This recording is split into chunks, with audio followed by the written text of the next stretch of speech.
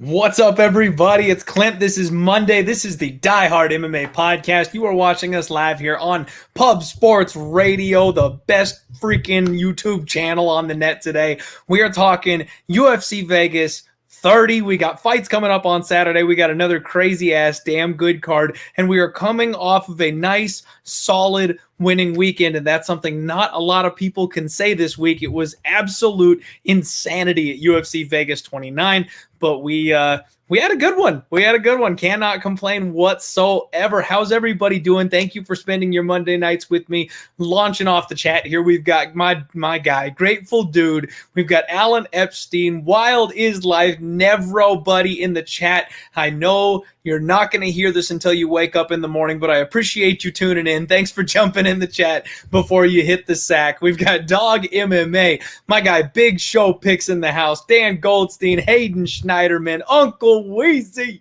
We've got Ryan BBB, Nigel Lee, Daniel Vallejo, Rex Lee, UFC Free Bet Picks. What's up? Chronic Combat Conversations, Michael Hunter, Beach Money, The Gaming Wolf 87, Anaconda Bets, John Lazar, Voodoo Wiz, DFS by the numbers, Phil Skyer. We got everybody. We are all here. The usual crew is hanging out. And like I said, man, I could not be more pumped. It's always nice to do the show coming off of a winning week. So really, really having fun right now, kind of hitting our stride at the right time. I know we're just hanging on to that positive margin, but we're chipping away at it, adding to it just a little bit, buying some wiggle room to close out the 2021 season. But hey, I don't want to talk your ear off too much. We got a big card to go over, and I have an amazing guest for you all today, making his glorious return to the Die Hard MMA Podcast. We've got none other than my guy, Johnny the Greek Gambler. Johnny, how you doing today? Never better, brother. Thanks for having me back. I really appreciate it, and probably perfect timing because I'm coming off a horrific week myself. Not just did I lose last week in MMA in betting the UFC card, but I had a great week prior in all sports and in UFC. And last week, though, I got crushed every single day. I think I lost every day last week after Monday. I did not have a good week. But again, hopefully that was a bump in the road and we'll regress or progress towards the mean. And I just like to keep it real. Was it, like you said, you had a good week? Good for you. I'm coming off a bad week. Before we get into it, I just want to say real quick, because a lot of people that don't know me or haven't watched me on your show before, I do things very differently than what you're probably accustomed to. Let me say this. If you already are a winning sports bettor, whether it be sports overall, a particular sport, or more importantly, mixed martial arts, then everything I say is going to make 100% total sense to you. And whether you approach it my way is irrelevant. It's going to make sense to you. And the proof I know that because I've never been bashed by anyone sharp. Since I've become a winning bettor, I've never been bashed by a sharp person. They get it because they know how hard it is to win. And now, instead of giving a resume, obviously you can go check out my Twitter. The results are posted, how I've done in past sports. I'm with the UFC. I work as their sports betting analyst, the first one they signed, and I'm on the show UFC On the Line. I know a lot of the MMA community was upset. Who is this guy? Why is he there? Why did they pick him? Why is he on this show talking about MMA? Listen, I'm not an MMA historian. I'm not an MMA journalist. I'm not an MMA anything like that. I'm not going to enlighten you on the sport of MMA. If that's what you're here for, don't. There's world champions that the UFC will put on every single day that could teach you more about the sport than I could ever. And then there's guys like Clint right here that also follow it from his angle, that cover it. That is just not my job. That's not what I do. My job's to bet and turn a profit in that betting market. And the UFC, that was their goal, to find someone to do that for that show. And if you go back, the reason, and please, this isn't me touting, but this is me explaining. This is why you should listen to me. You don't have to like my voice. You don't have to like how I look. You don't have to like anything like that. But numbers don't lie. Numbers do not lie. I was not a winning bettor until 8 to 10 years ago. After working with a card counting group, seeing long-term, that's a long story. I'd love to do a long-form podcast and explain how the light clicked for me and I became a winning sports bettor. But the reason you should listen to me is this, and why I am on that show, why they did choose me, and why I did produce the results that they were hoping for. Because in the first episode, second episode, third episode, I started it every time and said this: unlike every other prediction preview show, pretty much 99 out of 100 that are out there, we are going to show my long-term results. And I can't promise you that I could win every single show or even over a group of shows. But what I can promise you, unlike 99 out of 100 other bettors, that over a statistical significant sample size, I will be profitable. And 99 out of 100 bettors can't say that. If you give me 20 shows, 40 shows, 100 shows, I'm going to be profitable. And that's the only promise I made. And thank God the producers are sharp. And he realized that this guy, obviously they did their research, but if this guy's making this claim, that's a big claim to say, I could guarantee I will be up after a certain amount of shows. After the first season, I turned a profit. After the second season, I turned a profit. And now in the third season, I've turned a profit. I'm not the luckiest guy on the show. There have been fighters, current and former world champions, MMA odds maker and bookmaker who I respect so much. And my results have been killed it. You know what I mean? I mean, again, I don't want to tout and talk, like, I don't want to spend this time talking about myself, but that's why you should pay attention that the results are there. Everything else is meaningless. Someone could sit here and put on the best spiel and all that nonsense, and I could talk all the shit I can and be perfect at it and try to convince you. It's all meaningless. The only thing that matters is my results. And I won all 3 years that I was there. I've been documented by 3 different parties, 3 third parties for the last 4 years. I've won every single year in overall. I have not had a losing year.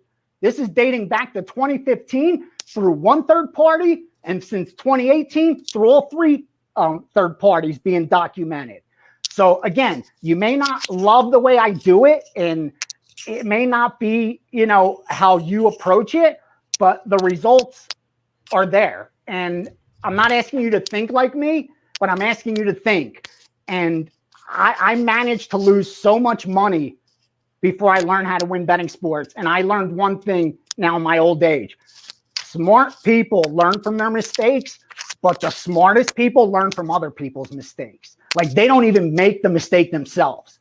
They see people fucking up, and they make sure they don't make those. They know they don't make those same mistakes. So if I could avoid you from making some of those mistakes I made, and if your goal is to be in that 1% of winning bettors, if you're doing this for recreation, ignore me or laugh with me, and maybe you pick something up and pick a couple winners.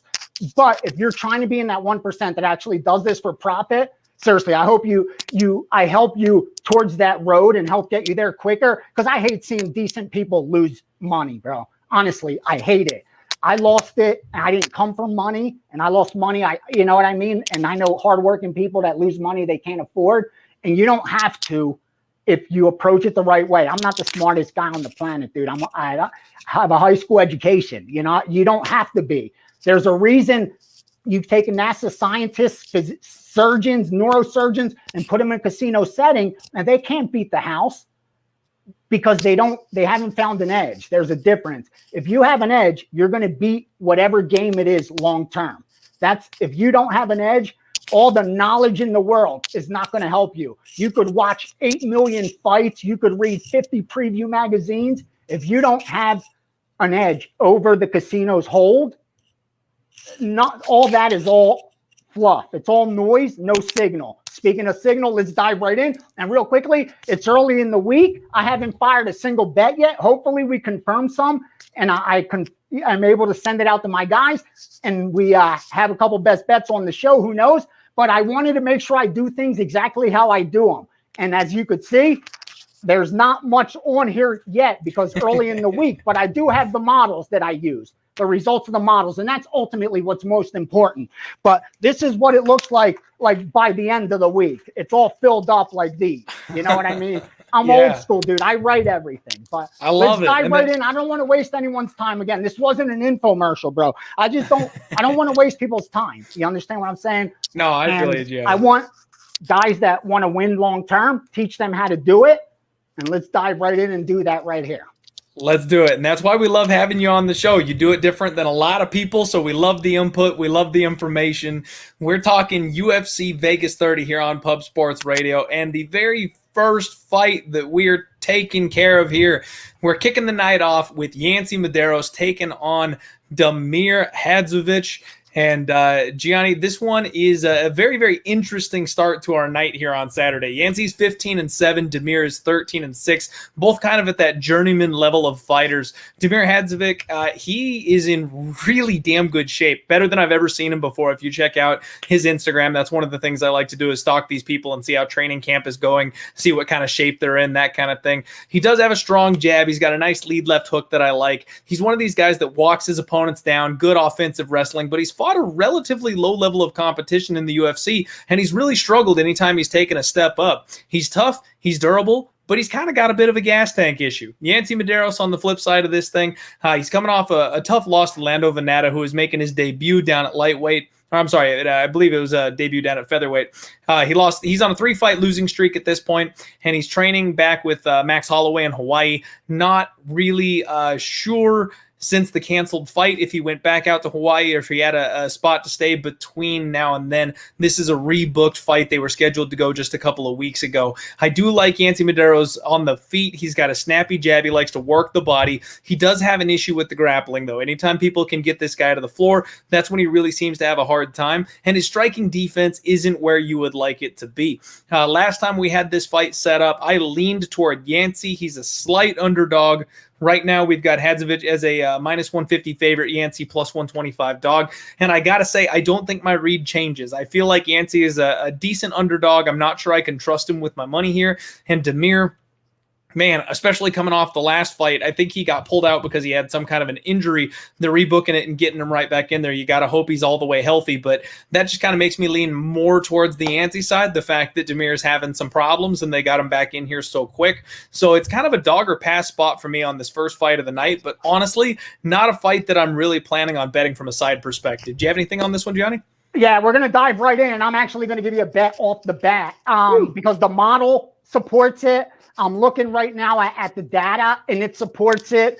And there's absolutely no reason not to pull the trigger. In fact, I'll stamp as a best bet, and I'm going to release it to my subscribers as a 4% play when this show's over. I bet size between 1% and 5%. Obviously, I wouldn't recommend anyone bet 1%, 5% on a bet. That's crazy. I always recommend a quarter. That 1% to 5% is a reflection of confidence and bet strength. But if my guys want to use it as a bet recommendation, I tell them bet a quarter of it. So 1% is 0.25 of their bankroll, 2% is 0.50, when 3% is 0.75, a 4% is only 1%, and when they get to a 5% play, it's 1.25. So you're never betting more than 1.25% of your bankroll. And unfortunately, most recreational bettors go broke because they overbet their bankroll. Even if they're capable of winning, they make themselves a mathematical certainty to go broke because the risk of ruin is through the roof. Mm-hmm. Meaning, even if I'm a 70% capper, if I'm betting to where, 40% of my bankroll per play, I'm going broke after a couple plays. That 70% is meaningless. It's not going to help me at all. I'm going to have such a run of good luck and go on such a run. And that's not what you're hoping for. So most of us overbet our bankroll, but just to let you know, I like this side and I like the Damir side. And here's why. Ooh. We have to throw the last fight out. Ended in 44 seconds. Yes. One strike was thrown from each guy. Was a sub. That you saw what happened. There's so much randomness to any single outcome. That much you gotta know going in. But what matters to me most is what were the betting lines. And when you look at Damir, just prior to that fight against Giagos, he got steamed up. He was like an almost 250, 300 favorite. He opened, came down, then got bet back up, I remember, late against Giagos, who's won 4 of his last 5. I get it. He didn't win that fight. To me, as reading the market, that's irrelevant as far as line value goes. Again, the difficulty why bettors, most 99% of people can't win long-term betting sports is the same reason 99% of day traders, 96% of day traders lose all their capital within the first year of trading. The other 3%, half of them lose it within the second year. So again, it's just like sports betting. Less than 1% actually end up being profitable because it's a constant paradox between knowing the short term is random and betting for the long term. Like those are there's a paradox there because you have to accept that in the short term, there's randomness, but long term, there's not if you have an edge, that edge will materialize into a profit.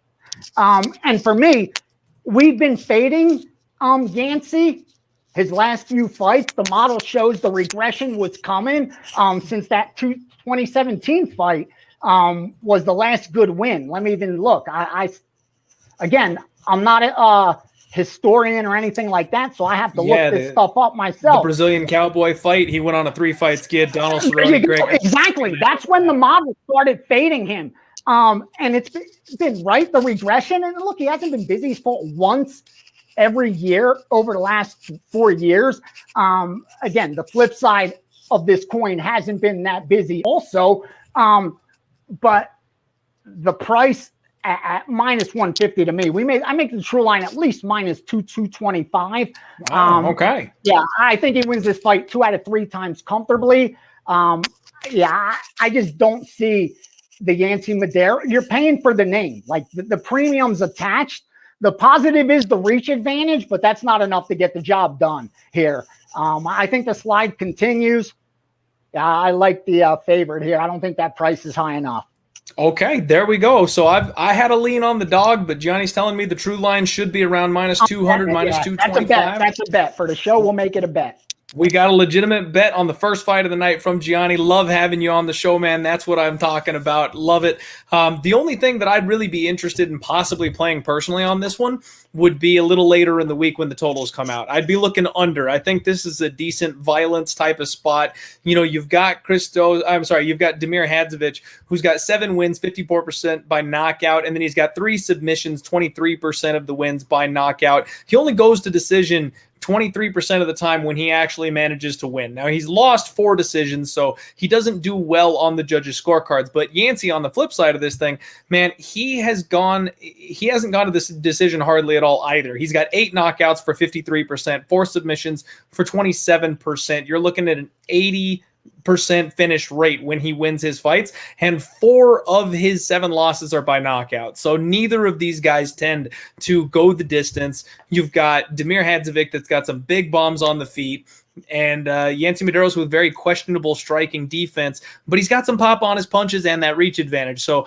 I think there's a decent opportunity for one of these guys to go down. If I'm going to play this first fight, I'd be looking at the under 2.5. You're going to get plus money on the under.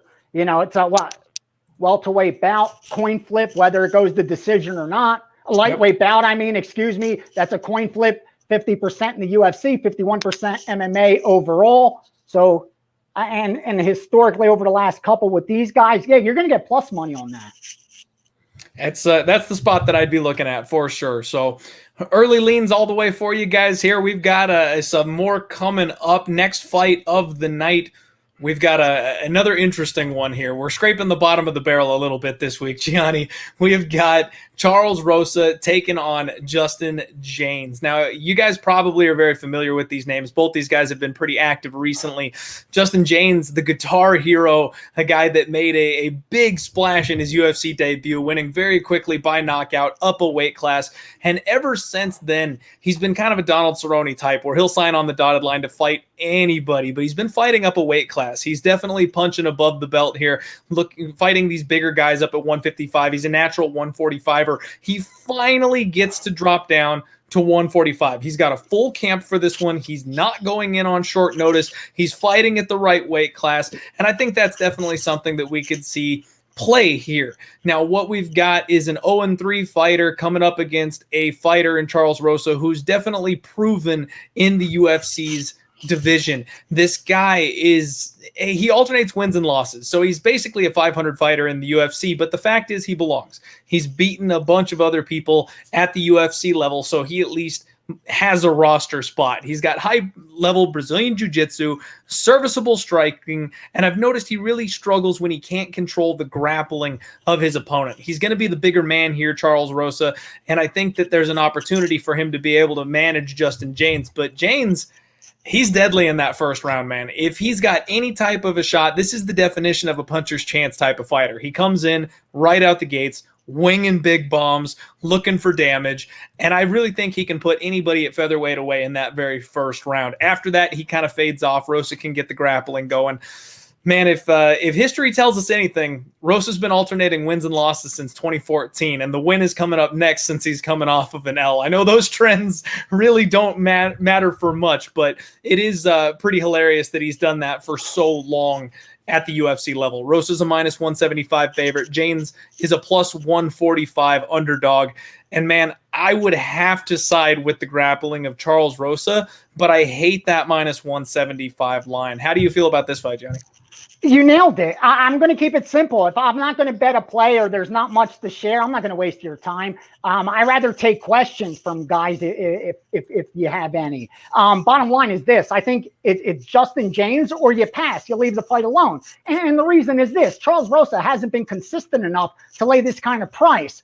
At minus 169, 170, excuse me, the break even is what, 63, 64%. So for me to have any kind of edge, to have a margin, to say I'm making a plus EV bet, it's worth me to trade my dollars again, knowing the house has an edge, and place this wager because I have a margin. He shouldn't win this fight 63%. He should win this fight 70, 72% of the time. Under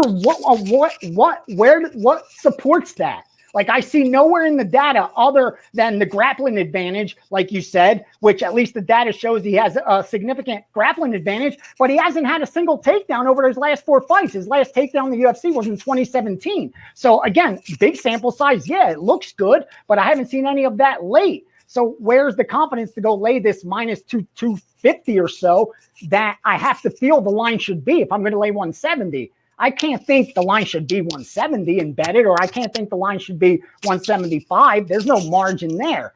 I don't think the line should be closer to that 250, 300 range.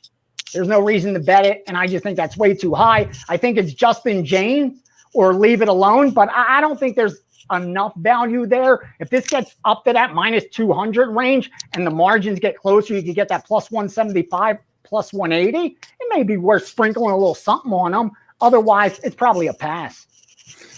I couldn't agree with you more, Gianni. I definitely think this is a dog or pass type of situation from a betting perspective, and the wider this line gets, the less that I like it. I will say the apex, the small cage, that helps out the grapplers, so maybe Rosa's got a little bit extra there. And from what I understand, he moved his camp over to Sanford MMA. I was thinking he was kind of on the downtrend a little bit. I'm not liking the direction that he's going, and moving camps at this stage of your career generally shows at least a little bit of dedication to the sport. Maybe he has a bit of a second wind. He gets some new training partners, new coaches, but all that stuff is intangibles. We're throwing a blind dart with all that kind of stuff. So I'm going to go ahead and say that CharlesRosa wins the fight, but I think the line value is on JustinJaynes. I think it'll be more so on JustinJaynes by Saturday. I do want to give a real quick shout out to my guy, Don't Ask, Don't Tell. Thank you very much for the $20 donation here to support us at Pub Sports Radio, dude. Saying the Die Hard stimulus check shirt. Hook it up. Is fire, and that's right. We got the T-shirts anytime we do the Die Hard stimulus check. Head on over to the Pub Sports Radio shop if you want to pick one up for yourself. Next fight up, we're going to plow right on through these things, is another rescheduled bout, Gianni. The Battle of the Julias. We've got JuliaAvila, the Raging Panda, taking on JulijaStoliarenko. If you recall, these two were booked a couple weeks ago, and this was maybe the most horrific weigh-in situation of the past 2 years. This is the one where Julija's legs locked up. She literally fainted on the scale. And for God knows what reason, they stood her back up and tried to get her to weigh in again. They didn't just bring in the medics. They didn't get her some help and get her hydrated immediately. They actually tried to get her to make weight a second time and let her continue, even though she'd already fallen on stage, on camera, in front of everybody. Pretty bad judgment there by my account. Both these women are Brazilian Jiu-Jitsu black belts, and this is one that my guy and I, Dan Tom, talked about a while back. So I don't want to rehash too much, but this is a spot where I feel like it's a favorite or pass for me. JuliaAvila is a minus 375 favorite. Stoliarenko is a plus 280 underdog. Even though they've got the same belt level, they use their jiu-jitsu differently. JuliaAvila is a brutal brawling striker, as she's got nasty ground and pound if she gets on top of you. She really uses her top game, BJJ, whereas Stoliarenko likes to use the bottom game. She's the chick that's going to snap your arm off. She's going to take her back position and try and find a submission or a sweep from that spot. So because of that, I expect Julia to be on top. As long as she minds her P's and Q's, she shouldn't get submitted by Stoliarenko, and I think the favorite is going to win. But how are you going to pay 4-1 for her in this kind of a coin flippy situation? Unless you've got some information that I don't know, Gianni, this is another stay away from me personally. Yeah, anytime like a bout is scheduled, then canceled, especially if it's canceled late and then rescheduled, the bookmaker's always at an advantage, because not only did he put out we had a betting line out there, but he already saw the market react to it. He saw casual bettors react to it. He saw sharp bettors react to it. So now they're playing from a position of strength, and we're put at a disadvantage. So you have to know that going in anytime a fight's rescheduled. And a lot of times you'll see the difference in the price, and it always reflects what the sharp side was. What a coincidence, right? Now, with here, it was simple. You weren't going to get any value on the Avila side after her last fight, where she lost as a minus 300 chalk. Wasn't supposed to lose that fight, lost the decision to Eubanks. You knew on the bounce back, you were going to have to pay a heavy price to back her. Now you add to that mix the, what's it called? The look of what happened with Julia Stoliarenko on the scales, the visual. Forget about it, that you're paying a premium on top of that now. There's absolutely not enough value there. Again, I know a bet will cash always in every fight. Fighter A or fighter B is going to win. So there's always going to be a winning side, but there's not always a right side, meaning there's not always a good bet to make. And please, whatever you do, don't add her into parlays if you think that's how I'm going to get value. It doesn't add value to anything. Parlays are the worst thing you could use as a betting tool, unless it's a correlated situation, meaning, if Alabama as a minus 28-point favorite and the total is 41, correlated Alabama and over. If Alabama covers, it has to go over.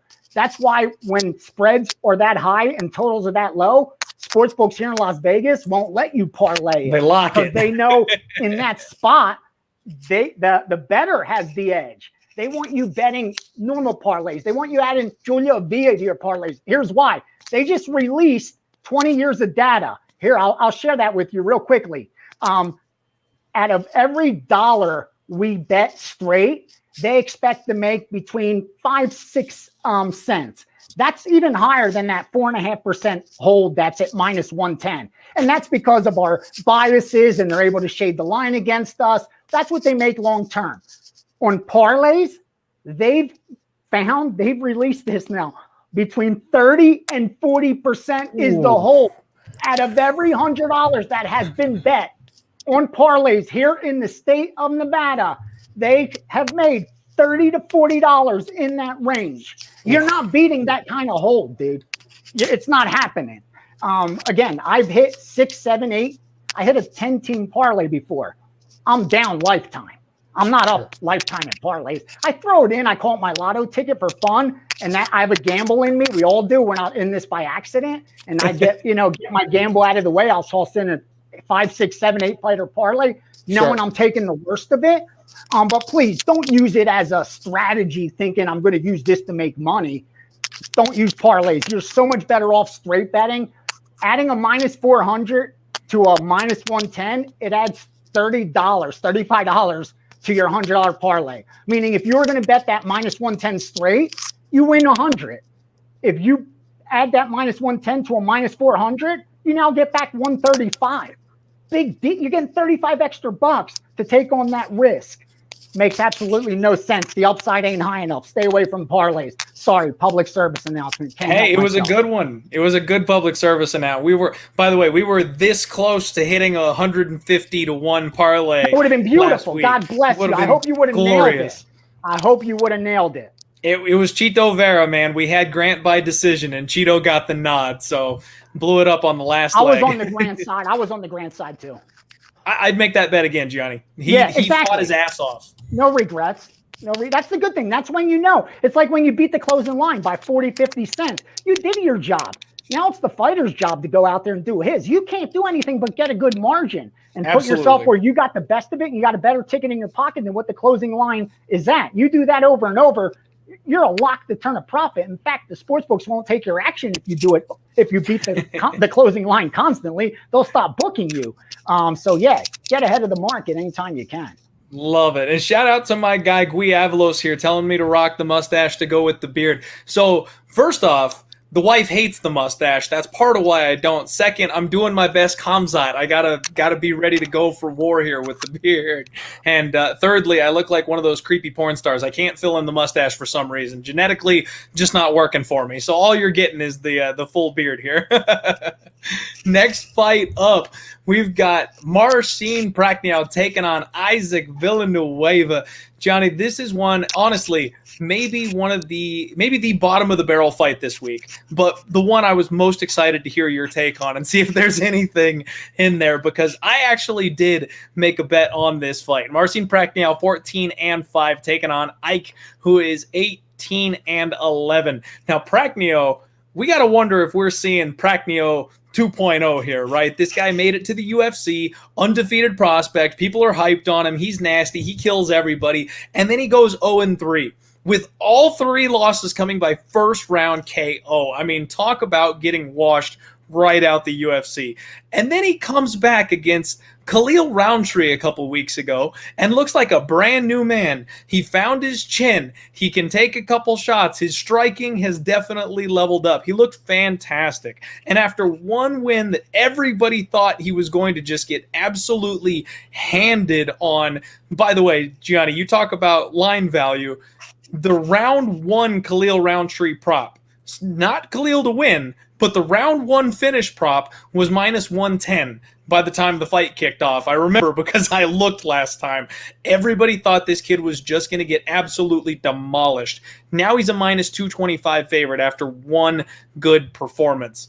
IkeVillanueva on the flip side of this thing, this guy is all heart. He's one of these warriors that will step in there and fight his ass off for your money every single time. He walks his opponents down. He's got good boxing, fast hands, accurate punches, and solid power. He's been fighting up a weight class or two basically his entire career. He made his UFC debut on short notice up at heavyweight, paid for that with a knockout loss. He's got a bunch of losses on his record, but most of those are coming up a weight class at heavyweight rather than at middleweight or 205, where he actually belongs. I took a shot on the dog here, Gianni. I feel like this is a spot where we have recency bias on showcase, where this guy that everybody absolutely wrote off has one good fight against an opponent who came in with the wrong game plan, and now he's a massive favorite over realistically an underrated fighter. I don't think MarcinPrachnio's chin issues are gone. I just think Khalil didn't have the style to expose them. A brawling boxer who can close the range, get in the pocket, and wing heavies, that's exactly the kind of guy that's going to make MarcinPrachnio pay, because even though Prachnio looked good in that last fight, he had the same exact tendencies that I saw that got him knocked out in the first place. Overextending on punches, overreaching, trying to go for the finish when it wasn't quite there yet, when his opponent wasn't ready. I think that he's going to get shocked by IkeVillanueva on Saturday, and even if Ike shouldn't be the favorite, I get that. MarcinPrachnio shouldn't be a minus 200 favorite over any man on the UFC roster today. And I'm willing to put my flag on that one. Last week I told you guys not to parlay Alexa Kamer. do not parlay MarcinPrachnio, regardless of whether or not he wins. This is the guy that will shit the apple pie of your parlay if you decide to ignore Gianni's advice and make a 5 or 6 leg parlay. MarcinPrachnio is going to be the one that busts it. So, Gianni, talk to me about this fight, man. Is there any info you have for us? Well, it's at light heavyweight, right? And we know 65% in MMA. The judges don't get involved 65% of the time. And in the UFC, it's a little lower than that, but around 62, 63% of the time. And anytime a fight doesn't go to distance, and now with the judges getting involved, even when it does go the distance with these judges, there's a ton of randomness involved. So you have to know that going in. We're some of the worst risk managers as human beings. That's why the government has to even put all kind of warnings everywhere, even on our mattresses, for God's sakes. Like, we're just terrible at risk management. We bet more than we should based on what our edge is. I mean, it's just in everything. And this is a perfect example of that. Again, you could make a bad bet that wins, and that process of repetition is why you continue to lose money long term and go through, those swings and eventually burn through your bankroll over and over and over again, like I did. Because it's self-serving bias. We accredit it to ourselves when we win, and then we find, reasons when we lose why it happened, instead of realizing maybe we never had an edge over the sports books to begin with. Because again, we're very egotistical, bro. I got to say this again. The MIT card counting group, I can't say this enough, had a 1.5% edge over the casinos. They wrote books about them, made movies about them, because they were able to find a way to get a 1.5% edge over the house. Now, how big do you think of an edge you're going to get in sports? The best on the planet. What do you think their edge is going to be? 5, 10%? Let's say you're even better than that, 15%. You're the god of sports betting. You're going to get a 15% edge. Well, first you have to overcome their 4.5% built-in edge at a 20-cent line affords them. That number one. So then you're left with your 10%. And that's if you're that 0.00001%. And I don't know who has that big of an edge. That's not me. Exactly. That's, I think, the misconceptions out there. And unfortunately, like I say, 99% of bettors lose long term. And unfortunately, the content that we all enjoy comes from mostly losing bettors, man. And most bettors end up reading stuff and learning stuff from people that are losing, unfortunately. And in this case, again, betting the favorite is a bad bet. He's got to win this fight now 3 out of 4 times just for you to break even. And where in the history does it show that he's capable of doing that? This will only be the second time in his UFC career that he's even a favorite, in fact. And the last time he lost to Sam Alvey. So, what warrants him being a favorite other than winning last fight? And we just said, you're telling me there's not randomness to the outcome of a single fight? That's crazy to think that. Just like any game, any single event. That's why they have 7-game series to try to limit the randomness. But even there's randomness in 7-game series, let alone 1 game and 1 fight. You can never fully eliminate it. Yeah, there's just no value there. Now, there's nothing really jumping out at me on the IkeVillanueva side. There's nothing jumping out like he doesn't have an edge in reach. It's not like even something like, is he fighting from a southpaw stance, a switch stance against an orthodox? That gives me some statistical significance. Those guys win about 55, 56% of the time. Just some things that go in his favor. Not all that much. And even the striking, which is very huge in as far as predictive analytics go, I'm sure most guys that into stats know that when it comes to the combat sports, and he's got a negative strike differential. So it's hard for me to back even Villanueva as an underdog. And this is where I say, sometimes there's no right side. In fact, more times than not, there's no right side. And even though a fighter will win, again, that doesn't mean you found the bet had value. Because I've said this the last time on your show, and I'm going to say it again. I'm sorry, I have to. If you conclude fighter A should win the fight 60% of the time, and fighter B should win 40% of the time, and the line comes out -160, plus 140. Who do you bet? It comes out minus 150, plus 130. Who do you bet? At 160, minus 160, plus 140, there's no right side. Both are negative EV. You have to win 62% with fighter A to turn a profit. You have to win 42.5% with fighter B to turn a profit. You concluded at 60-40. There's zero margin. So yes, someone will win, but there wasn't a right side. And like I said, I live 5 minutes from the strip. And every day, people are down there making bad bets that win. I could give you 10-1 on a coin flip. And if we only flip it one time, you may beat me, but I may beat you, but you made a hell of a bet. Yeah. Like, you shouldn't take that bet. If I say, listen, I'm going to give you $100 and you only got to give me $1. We'll flip this quarter once. You got to take that bet. Sure, you may lose it. In fact, if we only flip it once, there's a 50-50 chance you're going to lose it. But the upside is 100x. The downside is losing $1. That's value. That's what plus EV betting is. You found a 50-50 position that's giving you 100-1. Obviously, you'll never find that in sports, but you will find 5% margins, 6% margins. And that's why I get back to bet sizing. You should never bet more than one, and that's on your best bets, man. 1.5% on your strongest stuff. Otherwise, 0.5% of your bankroll, and nobody's doing that, bro. Because if you only have a $5,000, even $1,000 bankroll, how many people are actually going to bet $5? They're not. They're going to bet 50. They're going to bet 100, and they're putting out 5 and 10% on every bet, and you're a mathematical certainty to go broke. Your risk of ruin is through the roof. That I could promise you. That's better than any pick I could give you. That's gold, baby. I'm giving you the pearls right here. The stuff that took me forever to learn out here. I thought it was about watching SportsCenter 37 times, bro. We're getting hard facts here from Gianni. Thank you, my friend. We got to pass there on that fight, and sometimes that is absolutely the best answer. We're moving the show along. Right next up, we've got TimMeans taking on NicolasDalby. TimMeans getting a short notice replacement here in Dalby. Dalby stepping up here, trying to get everything kind of back on track.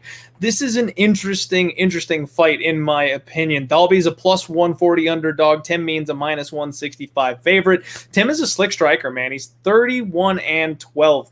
Good, solid, well-rounded, sneaky good, underrated grappling, fights well at range. He likes to pick his takedowns very, very carefully. He averages 0.92, so just less than one takedown per 15 minute, but he hits that with a 41% takedown accuracy. So when he goes for the takedown, that's pretty high. 41% is pretty solid accuracy. Striking, he lands 5.16 significant strikes per minute, absorbing only 3.58. So he's outstriking his opponents by a full significant strike and a half over the course of his UFC career. NicolasDalby's got one of those sideways karate style stances, very light on his feet. He's explosive. He does switch stances, which can cause a couple of people problems. He's got a nice lead check hook that I like. He is a bit more striker that gives one to give one. He averages 3.2 significant strikes per minute, but he absorbs 3.5. So on the feet, TimMeans is a far more efficient striker. Now, Dalby averages 1.45 takedowns per 15 with a 33% accuracy. TimMeans has a 64% takedown defense. Dalby has a 63% takedown defense. So when you look at these guys, statistically speaking, Johnny, I feel like the line is probably where it should be and maybe not even wide enough. TimMeans is just slightly better everywhere than NicolasDalby, and that landing a full strike and a half, significant strike and a half per minute in the UFC, that makes a massive difference to me. The fact that he knows how to use that height and reach, pick his shots, stay safe, mitigate the damage coming back at him. This is another favorite or pass type of situation for me. I think I'm kind of on the dirty bird train here with TimMeans. What do you like on this one? Everything agrees to the TimMeans side. There's only one negative. That's the short notice, man. And again, historically, the short notice fighters just haven't been profitable. I mean, the data doesn't lie. If you're under less than 40 days notice, those fighters lose 64% of the time, the late replacement fighter.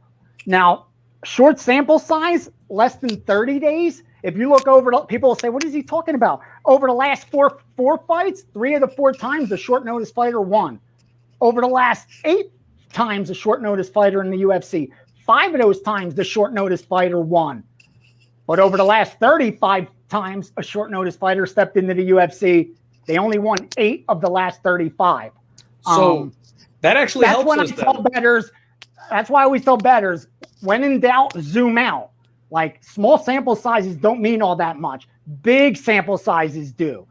Like, everyone's going to have, even losing bettors are going to have hot streaks. You know what I mean? It's after 100, 200, 500, 1,000 bets that only someone with an edge will be ahead. Over a small sample size, anything. And that's why, over the last 8 fights, the late replacement fighters won 70% of the time. But go back to 35 fights, and he's barely won 25% of the time. So you got to be very cautious. History's told us back in the short notice fighter. Otherwise, the model supports the TimMeans side. The data supports the TimMeans side, number one.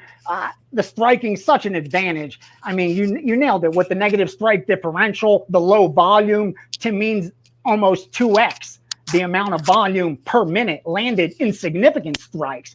It's hard to not win a fight, especially one. Let me see, what was my data say here? Yeah, this one will be favored to go to distance. I'm not sure, they haven't put props up yet, but the model shows it'll be favored to go to distance. So obviously that's why the model also reflects, means should win this fight 71% of the time. At least that's what the model I put the most trust in. Again, every model's wrong. They're all broken. There's no perfect model. That's the one thing I've learned in every market. But there's good ones out there that point you in directions. You have to take it from there. And again, the mean side, the striking's there. Even the grappling, don't let it scare you. I know it looks like on the Dalby side, he gets 1.5 takedowns, almost 1.5x what Means does. And they have the same takedown defense, but he hasn't secured more than 1 takedown, I think, since 2015. I think he hasn't had more than 1 takedown since 2015. So it's not like that's what he's been doing, using his wrestling and winning fights or even losing fights doing that. So, yeah, and finally, this is the first time in the last 2 or 3 fights where TimMeans isn't fighting someone with a huge age advantage. And that's a great point. There are few. Listen, man, we all share statistics. We all talk statistics, and everybody could come up with all kinds of trends to support their narrative.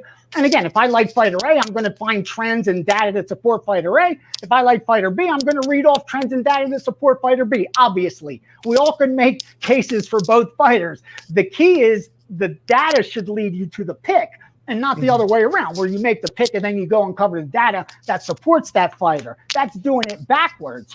And here, it's pretty obvious that it leads you to the mean side. And the age is one of those factors that is predictive. The younger fighter historically has done very well. You get a guy with a 10-year age advantage, and historically they're going to win that fight 2 out of 3 times. That's huge. You could find spots that it hasn't happened, but 2 out of 3 means 67%. That's a minus 200 to break even. You know what I mean? So Means finally fighting someone that's not 8-10 years younger than him. This is a very winnable fight for him. The asking price isn't too high. At minus 200, I wouldn't been able to bet it because I would have had like a couple percentage margin. And again, I told you, it's no model is perfect. So you got to give it leeway. And I wouldn't think the edge is big enough because he opened a minus 200 favorite. The first book that opened market was minus 200. Now the bettors got it down to minus 150. We spoke. I think the market's wrong. I like the mean side. And at minus 150 or better, I'm betting it myself. I think the short notice is not reason enough to keep me off it, but I would probably go half the bet size of that first bet on Damir. maybe even a little less than half because he's a favorite. I'm with you there, Gianni. I'll be honest. I kind of was thinking favorite or pass in this situation, and I didn't think too hard on it. But now it's at a point that, as we've talked about it more and more, especially with the market betting it down to a reasonable price, I think TimMeans is the side. That's a bet that I'm probably going to make right after we jump off the show. And Mr. Donut King, shout out to my guy. A lot of people think that Dalby lost his last fight. The Mike Rodriguez fight, a lot of people feel that decision went the wrong direction. And that's something else to keep in mind, is that in a close fight where the judges got it wrong, there's definitely a situation there where we could argue he's coming off of 2 losses and coming in on short notice for this fight. So I definitely like the TimMeans side. I think that's the way I'm definitely going to go. I like it, brother. Like you said, he's got a couple draws in there, or no contest. I don't think the price is high enough. I'm with you. I like it. All right. Good stuff we just got going on that. We've got 257 live viewers. Thank you all so much for hanging out with us. Next fight up, we have got ShavkatRakhmonov taking on Michel the Tractor Prazeres. This is a great fight, Gianni. This kid Shavkat, he is nasty. He's an absolute monster. Shavkat's got a 100% finish rate. He's very tall, very long. He made his UFC debut against Cowboy, the Brazilian Cowboy, and that is not an easy fight. He's 13-0, undefeated, uses feints well to close the range. He's elusive on the feet, hard to hit. He's got big knees up the middle, an underrated ground game, tight squeeze. He's got good balance, sneaky hip throws that he uses to counter the takedowns, and when he does get put on his back, he's got a very active Brazilian jiu-jitsu game. Now, MichelPrazeres, this is one of these Brazilian ageless wonders. He's 39 years old and still doing the damn thing at the highest level of competition. He sells out for that takedown, and he's a tank of a man. Strong body lock, rips his opponents to the floor, does absolutely everything with power. So that gas tank, as he gets older, you got to feel like that's going to wane just a little bit. He wings big bombs. He's got knockout power. And if I can quote Dan Hardy for a second here, he said it's like being trapped under a house when you're underneath this man. So you do not want to end up on bottom. ShavkatRakhmonov is going to have that age advantage that we talked about. He's going to have a height and reach advantage. And this is ridiculous, Johnny. He's got a 1-foot reach advantage. ShavkatRakhmonov has a 12-inch reach advantage in this fight, which is redonkulous. I don't think I've ever said that before, breaking down mixed martial arts, except for the one time Pat Barry fought Stefan Struve, and there was a full height of distance between those two guys. Just very statistically strange to have these two body types going up against each other here in this particular fight. Shavkat's got to keep this thing on the feet, but I think that even if Michel finds success early in the fight getting him down, that age is going to wear on him. I think he's going to slow down. He hasn't looked great in his last couple fights. He's trending towards the end of his career, and this kid is eventually going to catch him with some kind of a big bomb. I don't know that Shavkat submits Michel, but on the feet, he'll be the busier guy. He's going to hurt Michel as he's at distance. This is another favorite or pass spot, in my opinion. Minus 250 on Shavkat, plus 200 on MichelPrazeres. I'm not betting this one simply because of the threat of the takedown. If he gets put on his back and he gets smothered under this old Brazilian legend, I could see it happening. I could see him getting the welcome, the rude veteran lesson here in the UFC on Saturday. But I'm going to have to say Shavkat gets this one done, Gianni. Do you have anything on this one? Yeah, here's the problem. The line's getting away from you. He's the right side. He should win this fight. I'm not sure if it's still plus EV. Yeah, it probably is because of the 13 years that you touched on. Those guys win a little better than 7 out of 10 times. That's good, obviously. You touched on the reach advantage. Standing, if this fight stays standing, historically, they're in that 70+% range. Even if it hits the ground with that big of an advantage, I think they win 6 out of 10 times, the guy with that big of a reach advantage. So statistical significance is definitely on his side. Here's the negative of betting the Rakhmonov side. The first book that went to market went at 145. I get it. Limits are so low. Almost none of us could get down at that price. But then multiple outs opened at minus 200. And minus 200 to break even 67. So at that point, if you're like, you know what, he wins this fight 3 out of 4 times, bam, I got to bet it. I have a nice margin there of 7-8% at least. And then you're like, he may even win this 4 out of 5. So my margin could be even bigger, even double digits. So yeah, it's a great bet. And I agree with you. At minus 200, hell of a bet. But now at minus 270, soon enough, minus 300. And rest assured, maybe even a little higher than that. Like if you like the favorite, what were you waiting for? Your edge has been all but evaporated by the smarter bet, the smart money. Like you never want to be the dumb money. And I don't like to disrespect bettors, but calling it like, oh, casual and recreational. No, there's a difference, dude. It's smart money or it's dumb money. And if you're betting a fight that moved 50, 60, 70, 80 cents, you're probably not betting with the smart money anymore. They're probably done getting their position in. Yes, that fighter probably will go on and win the fight, but you didn't have an edge. You were just hoping to be the product of good luck and randomness. You didn't have that edge that you need to win, to be profitable, to do over and over, to comfortably exchange that dollar for that wager. Again, I don't want to harp on it, but that's what it all comes down to. Not the X's and O's. We're not in there fighting these guys. And yes, I'll use this real quickly because I got so much heat because of your show that I'm going to bring it back on your show. Oh boy, here we go. And actually answer the question. Yes, it's true. I do not watch tape to handicap the fights. The only time I've ever gone back to watch tape is if it was a rematch and the box score was confusing to me, because that's the only thing that matters to me is the data. There's nothing that I'm going to see there that I could quantify. That would make me think like, if I give you 1,000 hours of watching a blackjack table, and then I give you 10 grand until you go beat it, has your edge improved at all by watching 10,000 hours of blackjack? None at all, unless you came out with a system, an approach. You can count cards, or there's a couple other ways to be an advantage player with blackjack. I worked with a team. It's on my Twitter, a couple of different posts. That's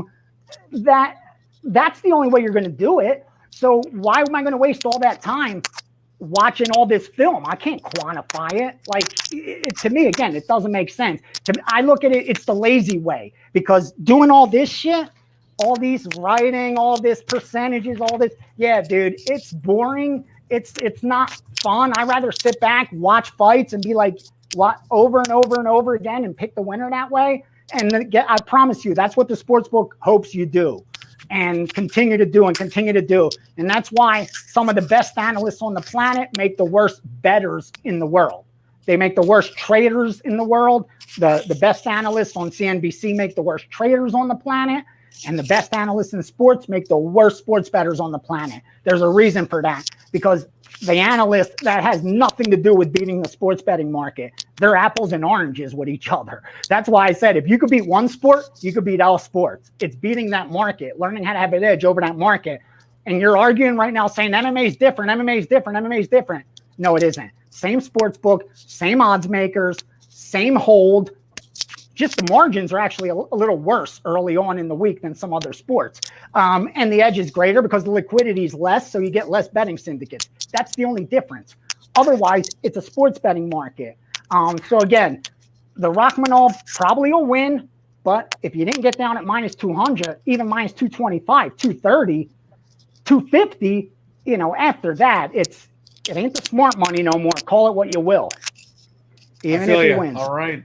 It's definitely favor to pass. We're all expecting Shavkat to get it done. Kid's impressive. I can't wait to see what he does. Bringing you pearls here, brother. Pearls. Yeah.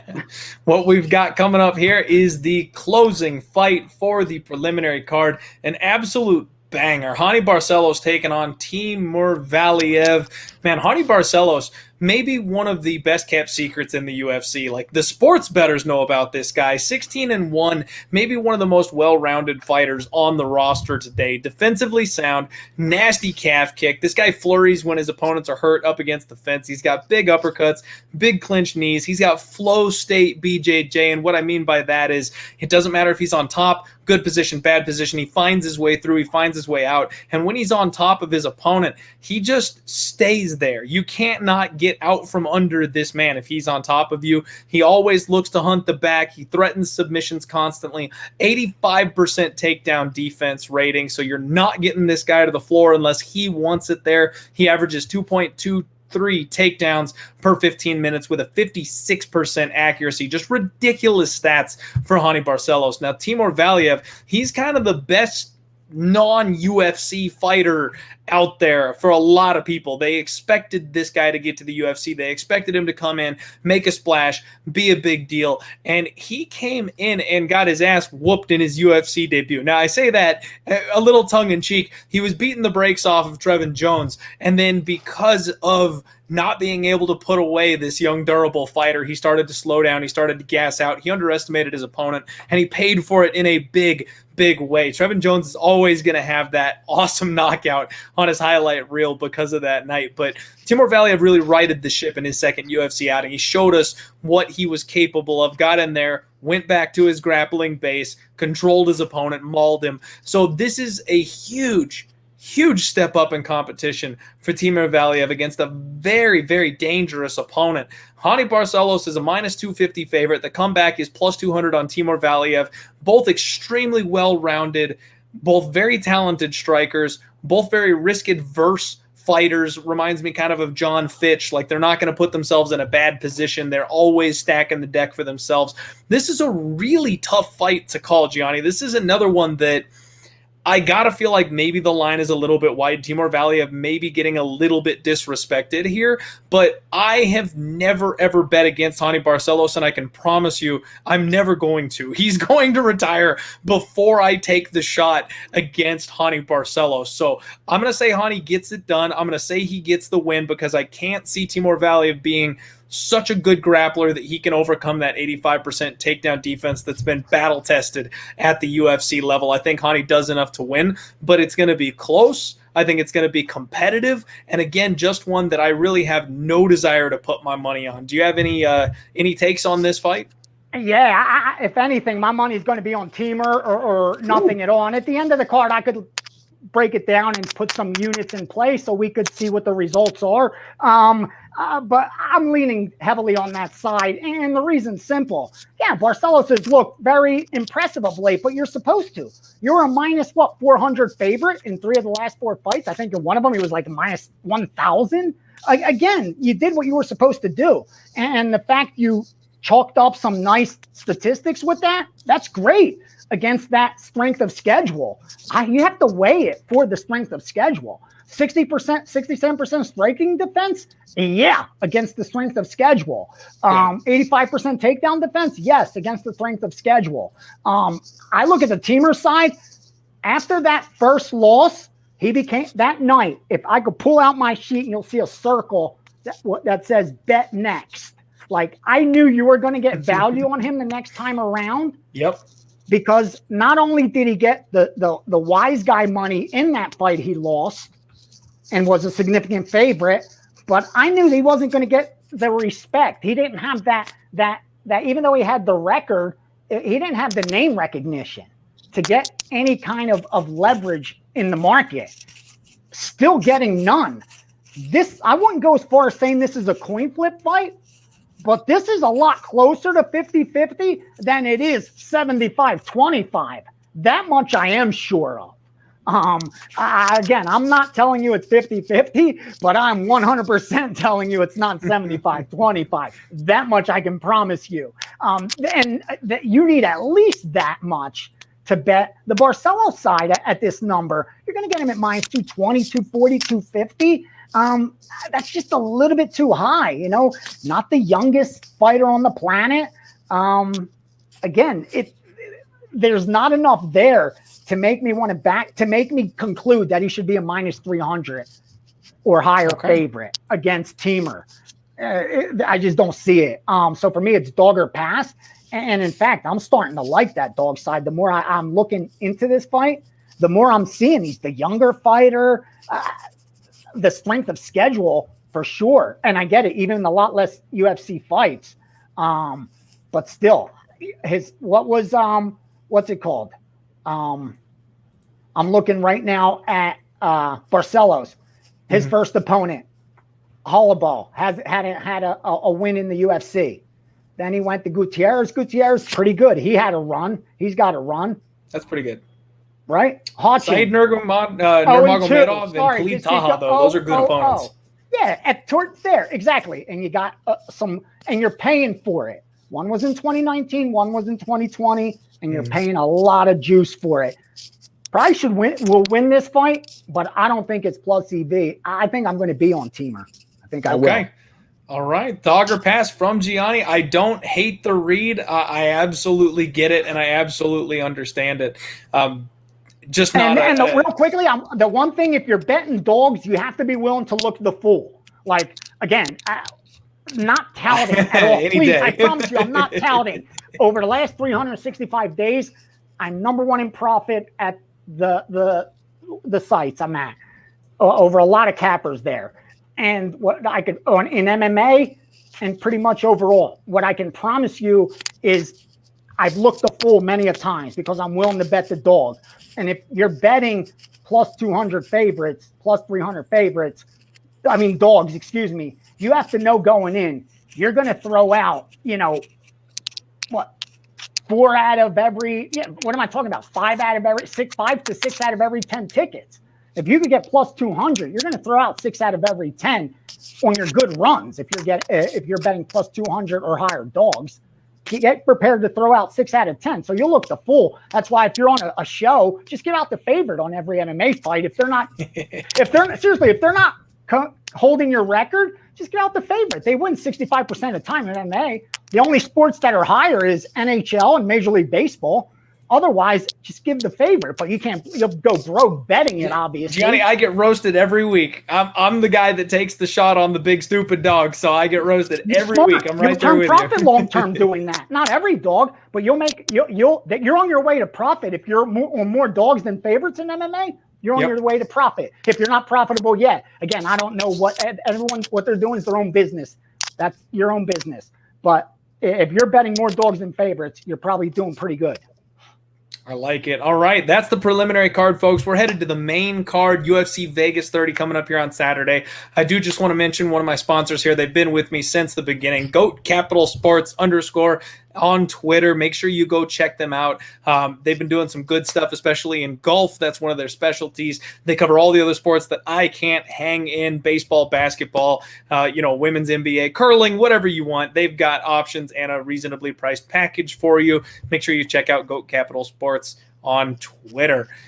Next fight up that we are going to talk about is one that just, Johnny, this has got violence written all over it. RenatoMoicano taking on JaiHerbert. I'm still salty about JaiHerbert's UFC debut, man. Francisco Trinaldo robbed me that night of a glorious underdog cash when he just banked this guy on the forehead with the clubbiest overhand punch I think I've ever seen in my life. Jai was well on his way, coasting to a solid decision over a very high level and well-respected opponent in the UFC until he slipped up just once that night.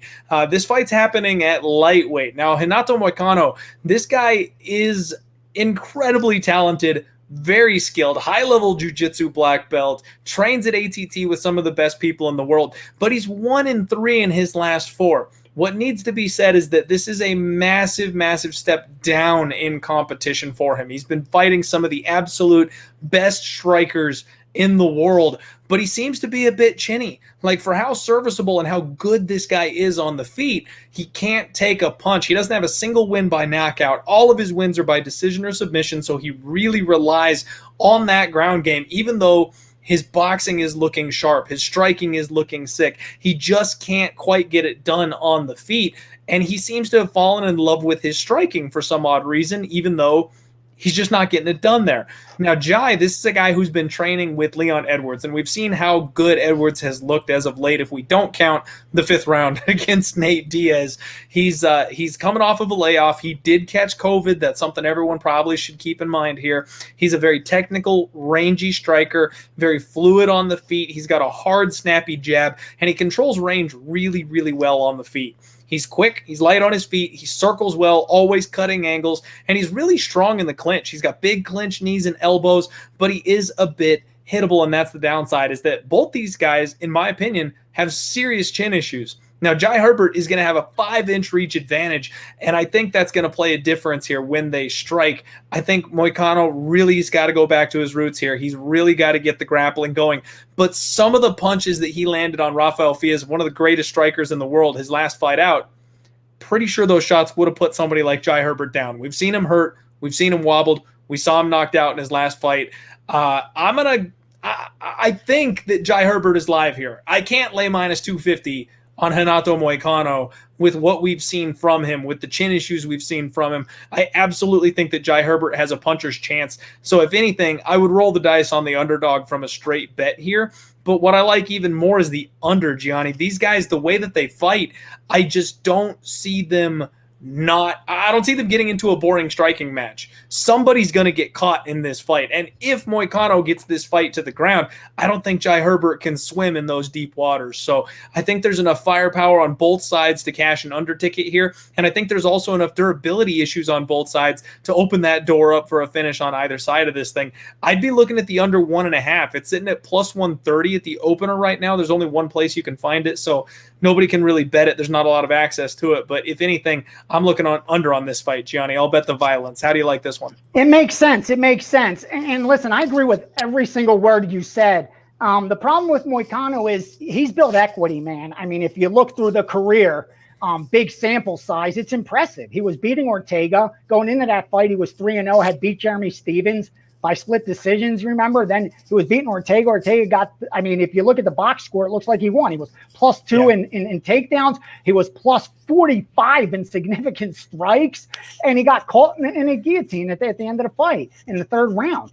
And then after that, what does he do? He beats Calvin Kattar, subs Cub Swanson. And who does he lose to? Korean Zombie, who we just saw kick some ass. Jose Aldo, who's looked great of late. And then beat Damir, who I'm betting earlier in the card. And Fiziev, the stock's so high on him. So I understand why Moicano had to come out as this kind of favorite around that minus 200 and higher range against a fighter who, I get it, the way he lost, but the record books show, he's 0-1 in the UFC, lost by knockout to a Asian fighter. And he had a very huge reach there, 7-inch reach against, again, a fighter who he was 10 years younger than. So statistical significance tells us he should win that fight close to 7 out of 10 times. He managed to lose it. That's worrisome. But that's why you're getting that heavy plus money. I don't fault anyone for betting Jai, expecting the rebound. The upside's there. I don't think there's enough upside on the Moicano side at this price. I think you have to be, like, your support has to be the resume more than what you're weighing late, because late body of work shows 3 out of 4 losses. You know what I mean? And even though it was top level opposition, all those losses were by finish and knockouts at that. And we know with each knockout, it gets easier and easier to get finished.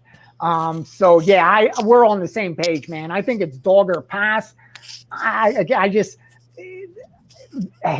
Jai had so much advantages in that last fight and managed to lose it.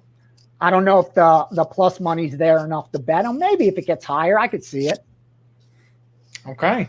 I feel you there, Gianni. I definitely think we kind of agree on this one. And honestly, shout out to the chat.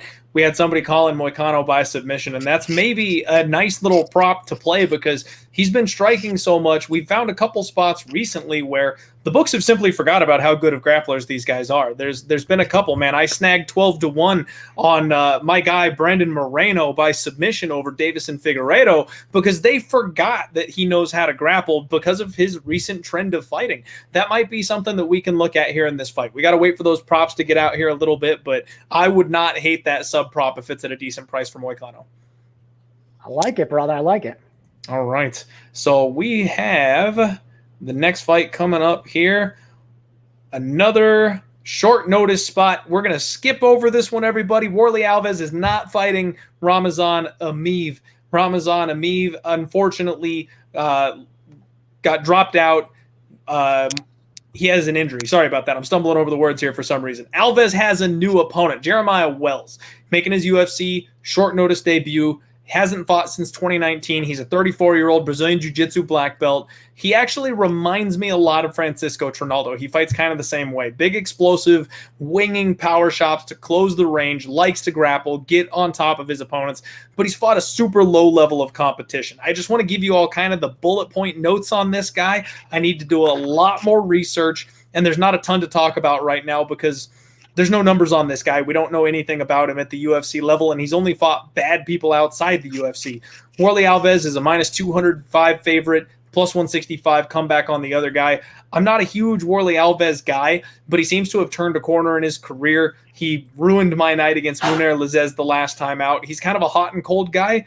If he shows up, he's going to destroy you. And if he doesn't show up, he gasses out after 2 minutes. So you really got to watch this guy at the end of the week. Look at his weight cut. See how he's feeling on Friday. That's going to give your best idea of what version of WarlleyAlves you're getting, because if he's on point, he's a monster. If he's not on point, he's in trouble. So I'm going to lean to WarlleyAlves here. I'm going to say the young, not young, but the short notice guy coming in, starting his UFC career at 34 years old after a 2-year layoff, not having beaten anybody reputable. Yeah, I'll probably say WarlleyAlves wins that fight. Gianni, do you know anything about this one or have any nuggets for us, or should we move 100%. I'm on that side with you, but I say you got to bet it quickly. I think there's more downside by waiting. Like the probability that this line goes higher as more bettors, the market, public, recreational, and sharp start researching this fight, I think they're going to come to the conclusion that WarlleyAlves should be a much greater favorite than he ultimately is. And I don't think you're going to, I didn't see a price before we went on. You're saying minus 200, 205. I don't think that's going to be there come fight night. So that makes it easy. I think it's Warlley or pass. Wells is from the Phillies circuit, back east. Everything I saw from the level of opposition tells me this is a huge step up. And more importantly, what type of hasn't been in fight shape. I know he's had a bunch of canceled bouts in 2020, but none scheduled for this year that got canceled. So I don't know what it looks like as far as shape he's going to come in and fighting wise, training wise. I mean, so yeah, I think it's the Warlley or pass, and I think you don't have much time to bet him. Okay, there you go, everybody. If you're planning on rolling with WarlleyAlves, get to it sooner rather than later. Next fight coming up, Andre TouchyFili taking on Daniel the Pit Pineda. Another extremely interesting fight where we've got TouchyFili, a guy that all the talent in the world and just never has quite been able to live up to his own hype. Every time he gets close, every time he trends in the right direction, he takes a big step backwards. Daniel Pineda, a guy that got cut from the UFC, comes back. Another round one monster, a killer be killed fighter. Pineda's got a ridiculous 100% finish rate. After 27 wins and 14 losses, he still has a 100% finish rate. This man has yet to win a fight that goes to the judges' scorecards. Fili is 21-8, trains out of Team Alpha Male, strong tactical striker, aggressive, good wrestler, well-rounded. He's willing to trade in the pocket. His striking is definitely a give one to get one type of situation. He relies on hitting harder and being tougher than his opponent. He averages 2.5 takedowns per 15 minutes, 49% accuracy, 64% takedown defense, which is the big question mark here in this fight. He will have a 5-inch reach advantage, but Daniel Pineda, he's got nasty, heavy leg kicks and very strong offensive grappling. He's got good offensive submissions, nasty, heavy top control, and good solid ground and pound. He does his best work on the mat, in my opinion. And Fili, a guy with just that 64% takedown defense, you'd think training out of a place like Alpha Male, it would have improved, but he continues to end up on his back in these fights. So we've got TouchyFili right now sitting as a minus 225 favorite. I got to tell you, Johnny, this whole card is just littered with live dogs, in my opinion. Plus 190 on the Daniel Pineda side. This is another dog or pass situation, in my opinion. TouchyFili is probably the better striker, but we don't know that for sure. And the fact that he takes one to give one, a finisher like Pineda is always going to be in that kind of a fight. AndreFili might be the better offensive wrestler, But when it comes to defensive grappling, I think he's in trouble. Pineda can get on top of this guy and put him through the ringer on the mat. We just saw him get grinded out in his last fight. Maybe it's a bit of a recency bias spot, but I feel like Daniel Pineda may not be getting enough respect here. I'd be looking more to the dog than anything. What's your read on this one, Gianni? We're on the same page. I agree 100%. I think it's Pineda or pass. Since he's returned to the UFC, at least what we've seen the last 2 fights, the price tells me it's dog or pass. He's going to give you a shot. There is path to victory against Fili. Fili's looked durable of late, but 3 of his losses have come by finish. You know, he's been subbed, and you look at least the history for Pineda, he's gotten it done that way. In his wins, like you said, they've come by finish, and 3 of the last 4 have been by that method. So for me, I do look at the Pineda side as the more attractive side. I don't know if I could pull the trigger. I think this line's going to continue climbing. I think Fili's going to be a very popular underdog. I mean, a very popular favorite. He's going to be in a lot of parlays. You know, he's got a significant reach advantage in this fight. He's got the height advantage in this fight. He's at least 5 years younger. So there's, at least on paper, the advantages are there. But I think there is that price that's putting me to look to the dog. Meaning, I don't think it's warranted. The first book that opened minus 185. Again, small markets, I get it. Let's not pay all that much attention to, even though someone was willing to book a bet at that price. Then everyone else opened around minus 220. We're looking at 250s plus now. Again, if I love the Fili side, I probably should have got down a little bit earlier. If I like the Pineda side, I'm going to wait because the margins are only going to get closer. I'll get more plus money by waiting. So it's a dog or pass situation from here on. I think the Fili, at least any value, is probably left the station. So from here on out, yeah, I think it's Pineda or leave the fight alone. Okay. And the chat got to it before I could, Gianni. I think the under 2.5 is a live spot here. The opener for the under 2.5 is plus 125, plus 105, the only other place I'm seeing it. And Pineda has a history of gassing out after the first round. He goes all out looking for that finish, and he's coming off a knockout loss to Cub Swanson. I mean, this guy has a hard time when it gets past the second round. Like we mentioned, never been to the judges' scorecards in victory before. And Touchy-Feely does have that offensive striking game that if he senses weakness in his opponent, he will go for the throat. Rather than picking a side, I might be looking at violence for this one on Saturday again. It's a good way to look at it, especially like you said. Philly has that striking, but again, the data shows negative strike differential, striking accuracy of below 40%. Like those are a lot of negatives where historically, again, I'm not going to back those kind of stats as a favorite. And even the results support what I'm saying. Over his last 6 fights, he's 3-3. You're not making money betting him as a favorite of late. Like, again, there's certain fighters in certain situations where you only want to back someone if you could get them in a dog price. To lay chalk, to lay the favorite, it's got to be warranted, guys. Again, it's hard enough to win, have any kind of edge, but then to have to lay like 150s, 60s, 200s to win one, you got to be very, very confident. Like your risk management has to be so good. The margin for error is so slim when you're betting mostly favorites. And in MMA, from what I've seen, at least, that's what the market mostly bets is favorites. And I guess, that's why the books do so well in it. But this is another situation where, sure, Philly could go on and win this fight.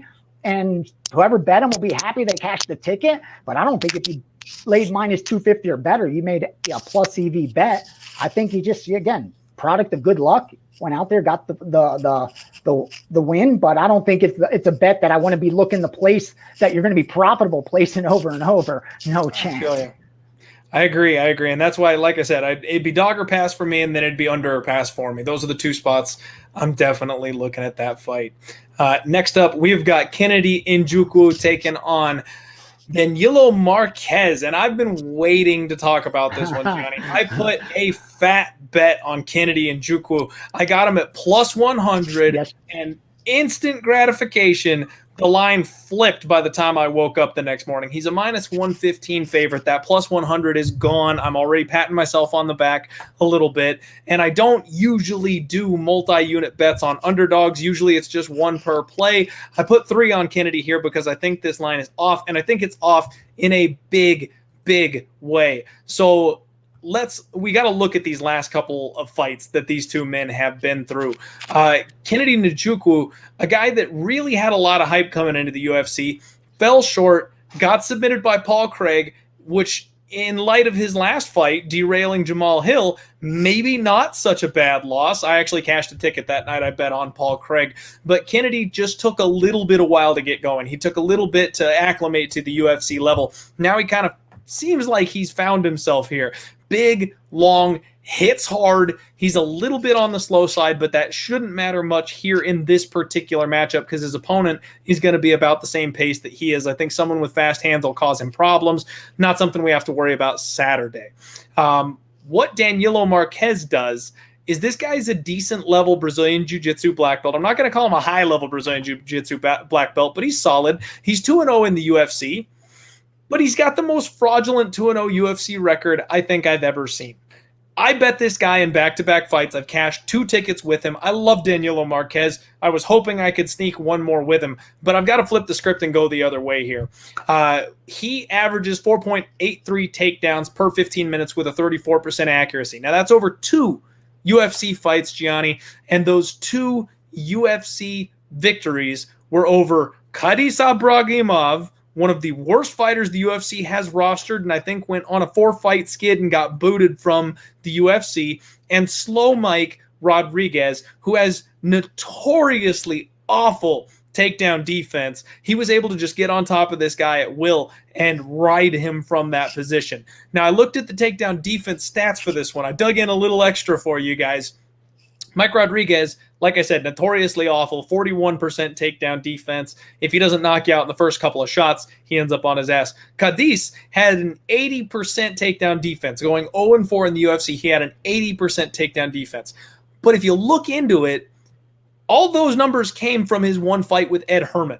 Ed Short Fuse Herman, the guy that can't take anybody down, doesn't have knees anymore, is just an ancient, past his time UFC fighter, a 185er fighting up at 205 at the twilight end of his career. He was able to get a win over Khadis Ibragimov, but Khadis was able to stop those takedowns from him, not from anybody else, just from Ed. So this takedown offense from Danilo is not something that impresses me.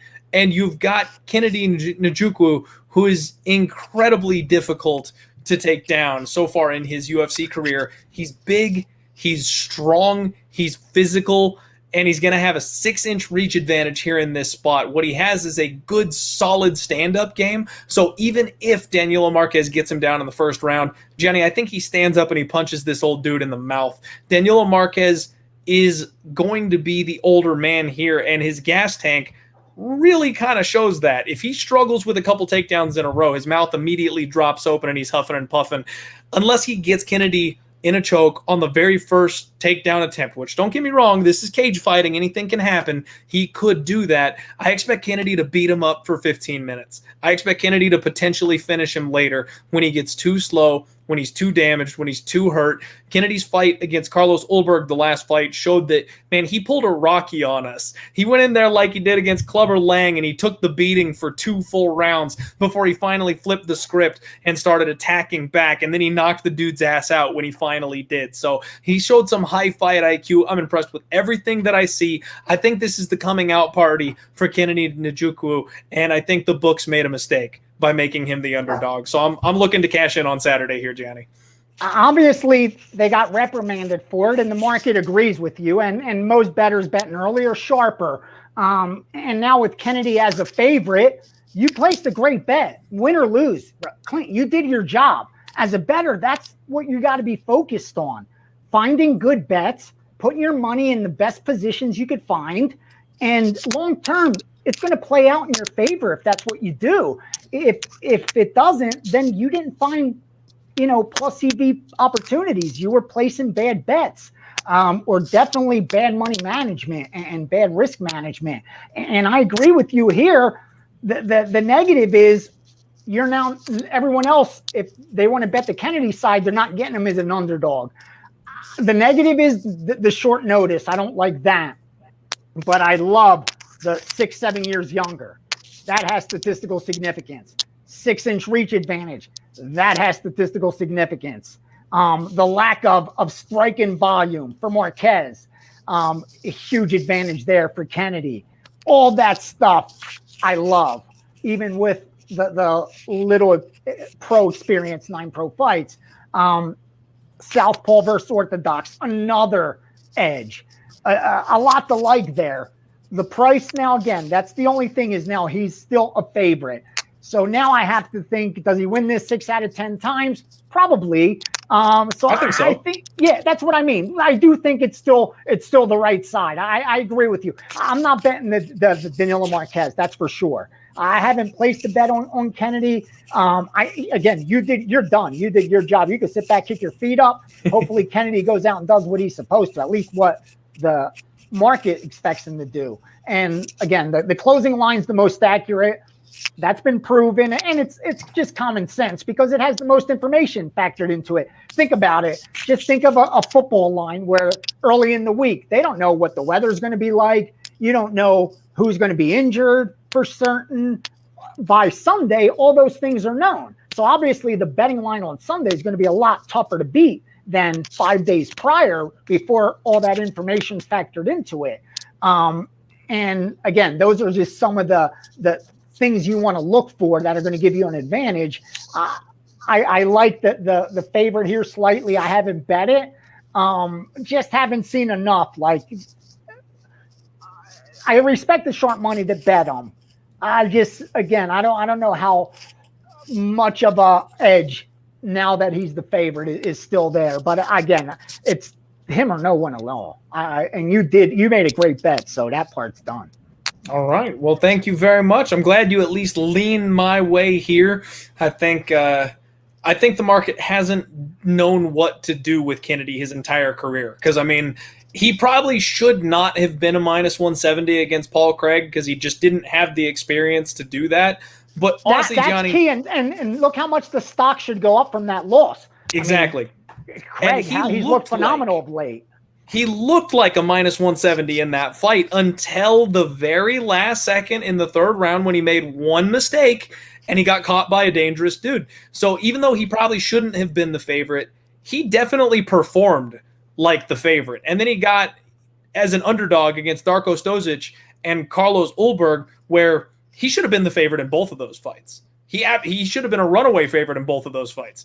I think he probably should be minus 150, minus 175 here. I would still bet him personally at minus 115, minus 125. I still think he's the right side against DaniloMarques. That's just my opinion, but I definitely think there's a lot of value to be had on Kennedy this weekend. I agree, brother. I don't disagree. Put it that way. There we go. That's always the right answer. I haven't backed the opinion. I haven't backed the opinion with my money. I haven't placed a bet. So. Yep. But that's just the best answer you could ever give. It can never get you in trouble. Saying you don't disagree, it's a get out of jail free card. Pretty much. All right. Co-main event time. TannerBoser taking on OSP. Tanner the Bulldozer Boser making a really quick turnaround here.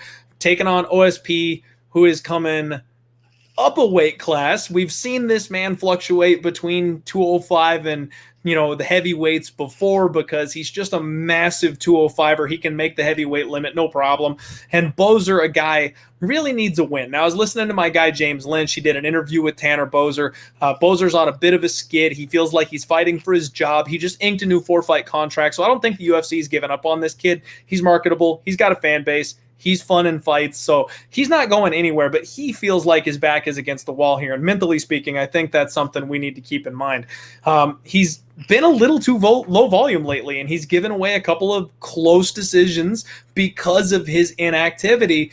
I think he comes in here with the attitude of needing to win and really puts it on OSP for better or for worse in this fight. I think he's going to come out, fight hard, and look to do what he did a couple fights ago where he surprised everybody with a first-round knockout. Now, OSP, he's a natural 205er. He's used to competing at 205. He's getting a bit older. He's coming off a bad knockout loss himself. And much like WarlleyAlves, this guy's a hot and cold fighter. OSP can show up and look like a world beater. He took John Jones for 15 minutes, nearly won a fight against the GOAT. And then he's also been flatlined by just pretty much any prospect coming up the chain. If OSP decides to go to his grappling, I could see it being a big, big problem for TannerBoser.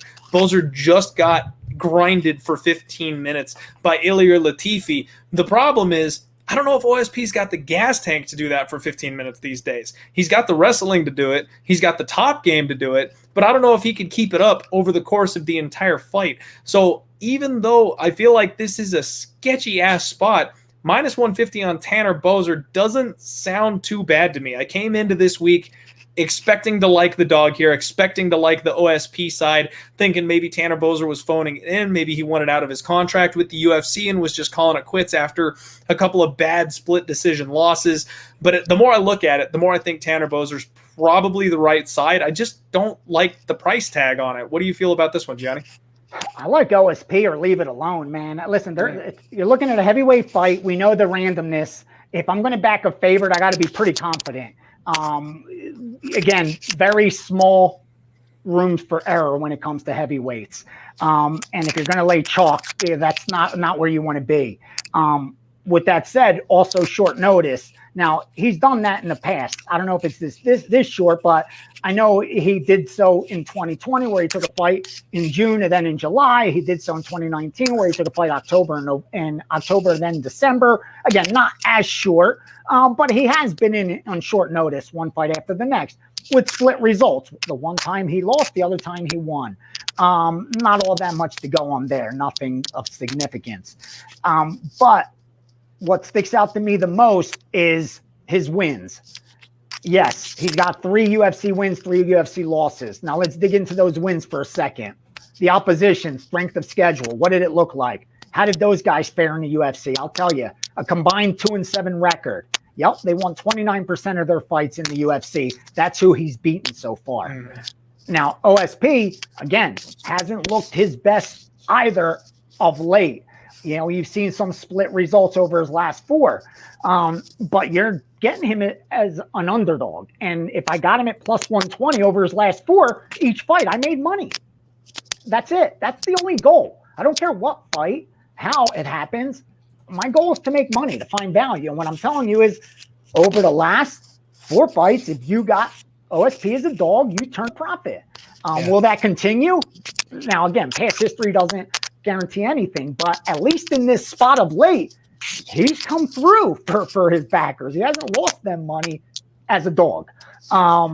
Again, if he was in all of them, I'm not even looking, to be honest with you. No, I hear you. But what I'm saying is that's where you have to draw the line. I think betting the Boser side, what you said actually makes me even like the OSP more. That pressure's not anything you want, unless someone's proven that. I want Tom Brady to have pressure. I want LeBron to have pressure. You know, God rest his soul, Kobe Bryant to have pressure. I don't know what Boser does under pressure. If anything, I've learned to fade teams that have pressure, must wins, because that's the perfect storm for value and fighters. Because number one, the market overreacts. Anyone in a must-win situation, the odds maker is going to shade the price towards that bias. Why wouldn't he? So that more people than not take the worst of it. Remember, the market's set up to take the most amount of money from the most amount of people the most amount of times. That's what a built-in edge does. And for me, that's how I look at this fight. I just think, again, even if TannerBoser goes out there and wins this, under what world do I want to lay? Why do I think he should be a minus 200 favorite? And if I'm going to lay 160, 150, I have to conclude he's a minus 200 favorite, that he wins this fight 2 out of 3 times. And once again, I'm going to say, where in the history shows me that I could have this confidence in that? It doesn't. I think there's better spots. And that's, at the end of the day, that's the question you got to ask yourself. You look at your money and you look at that bet, and you got to answer this question. Is this truly the best place I could place this? Or maybe I should buy Bitcoin. Maybe I should buy a lottery ticket. Maybe I should go play blackjack. Maybe I should bet it on the whoever, the Denver Nuggets. I don't know, whatever, Phoenix Suns. But what I'm saying is that's what you got to answer. And I don't think you could honestly say, yeah, I'm going to trade this for the TannerBoser bet. I think that's a great trade for my dollars. I don't see it. I feel you. Okay. So I'm going to say favorite or pass. I think TannerBoser might come out and get it done, but the betting value is definitely on OSP, and I can't argue that whatsoever. We are headed to the main event, folks. We're going to take a quick break to hear from our sponsors real quick, and then we'll roll into the main event breakdown and wrap this thing up.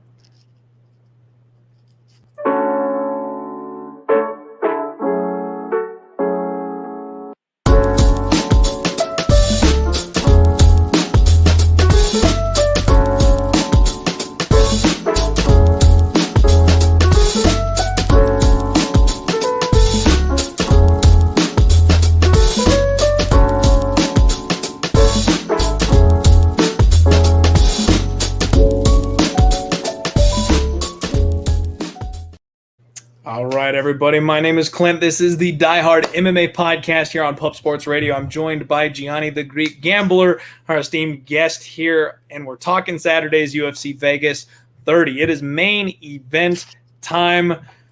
Cyril Gane taking on Alexander Drago Volkov. And I will fully go ahead and admit here on stream for everybody, Gianni, I targeted this week to have you on. I wanted you to come on the show for this exact fight because I had to hear if you had anything come out early, some information, because I have taken a massive position on this fight. Last fight, I did my biggest bet ever in the history of my betting life on Alexander Volkov when he was facing Walt Harris, and absolutely crushed it getting it done there. And I'm rolling it over. I'm parlaying it here this week. I put a big underdog bet on Alexander Volkov, and I'm a little sad because, first off, I'm shocked that he's the underdog here. Second, I thought the line was going to move my direction, and I botched it by getting in early because money has come in on the favorite, Cyril Gane. Let's talk about these guys for a sec. Gane is 8-0.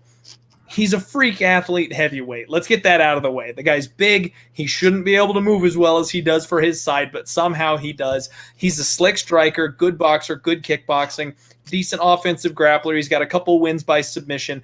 But the biggest thing about Cyril Gane is that, in my opinion, still very, very untested. His level of competition in the UFC so far has been pretty low. He beat Dante Almeida, a guy that nobody's excited about. Rafael Pessoa in his UFC debut, a guy that had some initial hype around him, but has since pretty much sputtered out.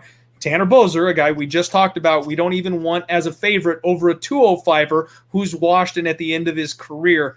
Junior Dos Santos, who's chinny and no longer with the organization. And lastly, Jairzinho Rozenstruik, who is probably one of the top 3 fighters in the division, but only because of the death touch that he possesses, not necessarily because of the all-around skill set. He was able to stay at range and kind of freeze the guy for 25 minutes, a win that, I'll be honest, I wasn't overly impressed with. Now, on the flip side of this thing, you've got Alexander Volkov, who's 32 years old. He's in his fighting prime, 33-8. He's got the same amount of losses that Gane has UFC fights. Massive experience edge, absolutely massive experience edge. He's a fantastic striker, good kickboxer, heavy, fast, accurate hands, and just a never say die attitude. Looking at the level of competition, Stefan Struve, Fabricio Verdum, Derek Lewis, Curtis Blades, he fought Walt Harris, Alistair Overeem. I mean, stars, legends of the sport. It's night and day, the difference of their competition levels. And one thing we got to look at is after his loss to Curtis Blades, this guy doubled down on being a UFC champion. He was kind of a string beanie long heavyweight that relied on his technical striking to get there, realized, oh shit, this big wrestler dude was too powerful for me. I'm going to go put 40 pounds of muscle on. He went and hit the gym pretty damn hard, and he's a different animal today than he was 2-3 years ago after putting that kind of muscle on his frame. He also, again, this is one where you got to go back and watch the fight. Curtis Blades out-grappled this guy for 15 minutes, but in a 25-round main event, Curtis Blaydes was actually the guy that slowed down. And that's not something we had ever seen before that fight, is that Curtis's gas tank was the worst of the two fighters. Volkov was coming on in the 4th and in the 5th round, and had he had a few more minutes, he damn near finished Curtis Blaydes at the end of that fight. So I just think Volkov is absolutely battle-tested. His last bad loss was a freak, literal last-second knockout to Derek Lewis when he thought the game was in the bag, dropped his hands 1 second before the bell rang and ate a big shot and got knocked out. So you do not finish this guy outside of that kind of a crazy-ass situation. I don't think that Gane can wrestle as good as Curtis Blaydes. I don't think Cyril is capable of taking this man down and smothering him for 25 minutes. And that leads me to believe this is going to be a striking fight. If these guys are going toe-to-toe, striking on the feet for a 25-minute UFC main event, I'm going to side with the experience edge. I'm going to side with the guy that's been battle-tested against UFC-level competition for much, much longer. And like I said, Gianni, I'm just shocked that he's the underdog here. Volkov, I'm going to give you some striking numbers. 4.88 significant strikes per minute, only absorbing 2.48. Again, over that higher level of competition. Gane does average 5.04 significant strikes per minute, only absorbing 1.85. So obviously he looks much more impressive, statistically speaking, from the striking numbers, but factoring in that competition level, I think that number is ridiculously inflated, and he's going to have his hands full on Saturday. Talk to me about this one, man. Do you have any information for us on the main event? Yeah, man. Listen, I tell you, I'm honest. I tell you what I like, or if I back an opinion with cash, and I could tell you with 100% certainty I'm going to be on Cyril Gane. I missed the first book that went to market, actually opened it at a coin flip, -110. So they agree with you. Wow. That this fight is very close. It's a coin flip. Then the markets moved it up. We've seen resistance. When it got as high as 185, there has been resistance with some sharp dog money on the Volkov side. And that's what should happen, because winning bettors, sharp bettors, bet prices. So obviously it makes sense that one side likes fighter A at -125. And if a fighter, you could get fighter B at 1 + 170. Don't be surprised if another sharp group thinks that's the right side. And they're probably both right, even though only one side's going to cash a ticket. They're probably both making plus EV great bets, because the true number should be somewhere in the middle. And both these guys got the best of it. Keep that in mind. So I respect the first opener, and then I also respect the move since. So that kind of cancels itself out. Here's where I disagree with you. I got to give Blaydes the benefit of the doubt. He took a 6'7" Russian down 14 times.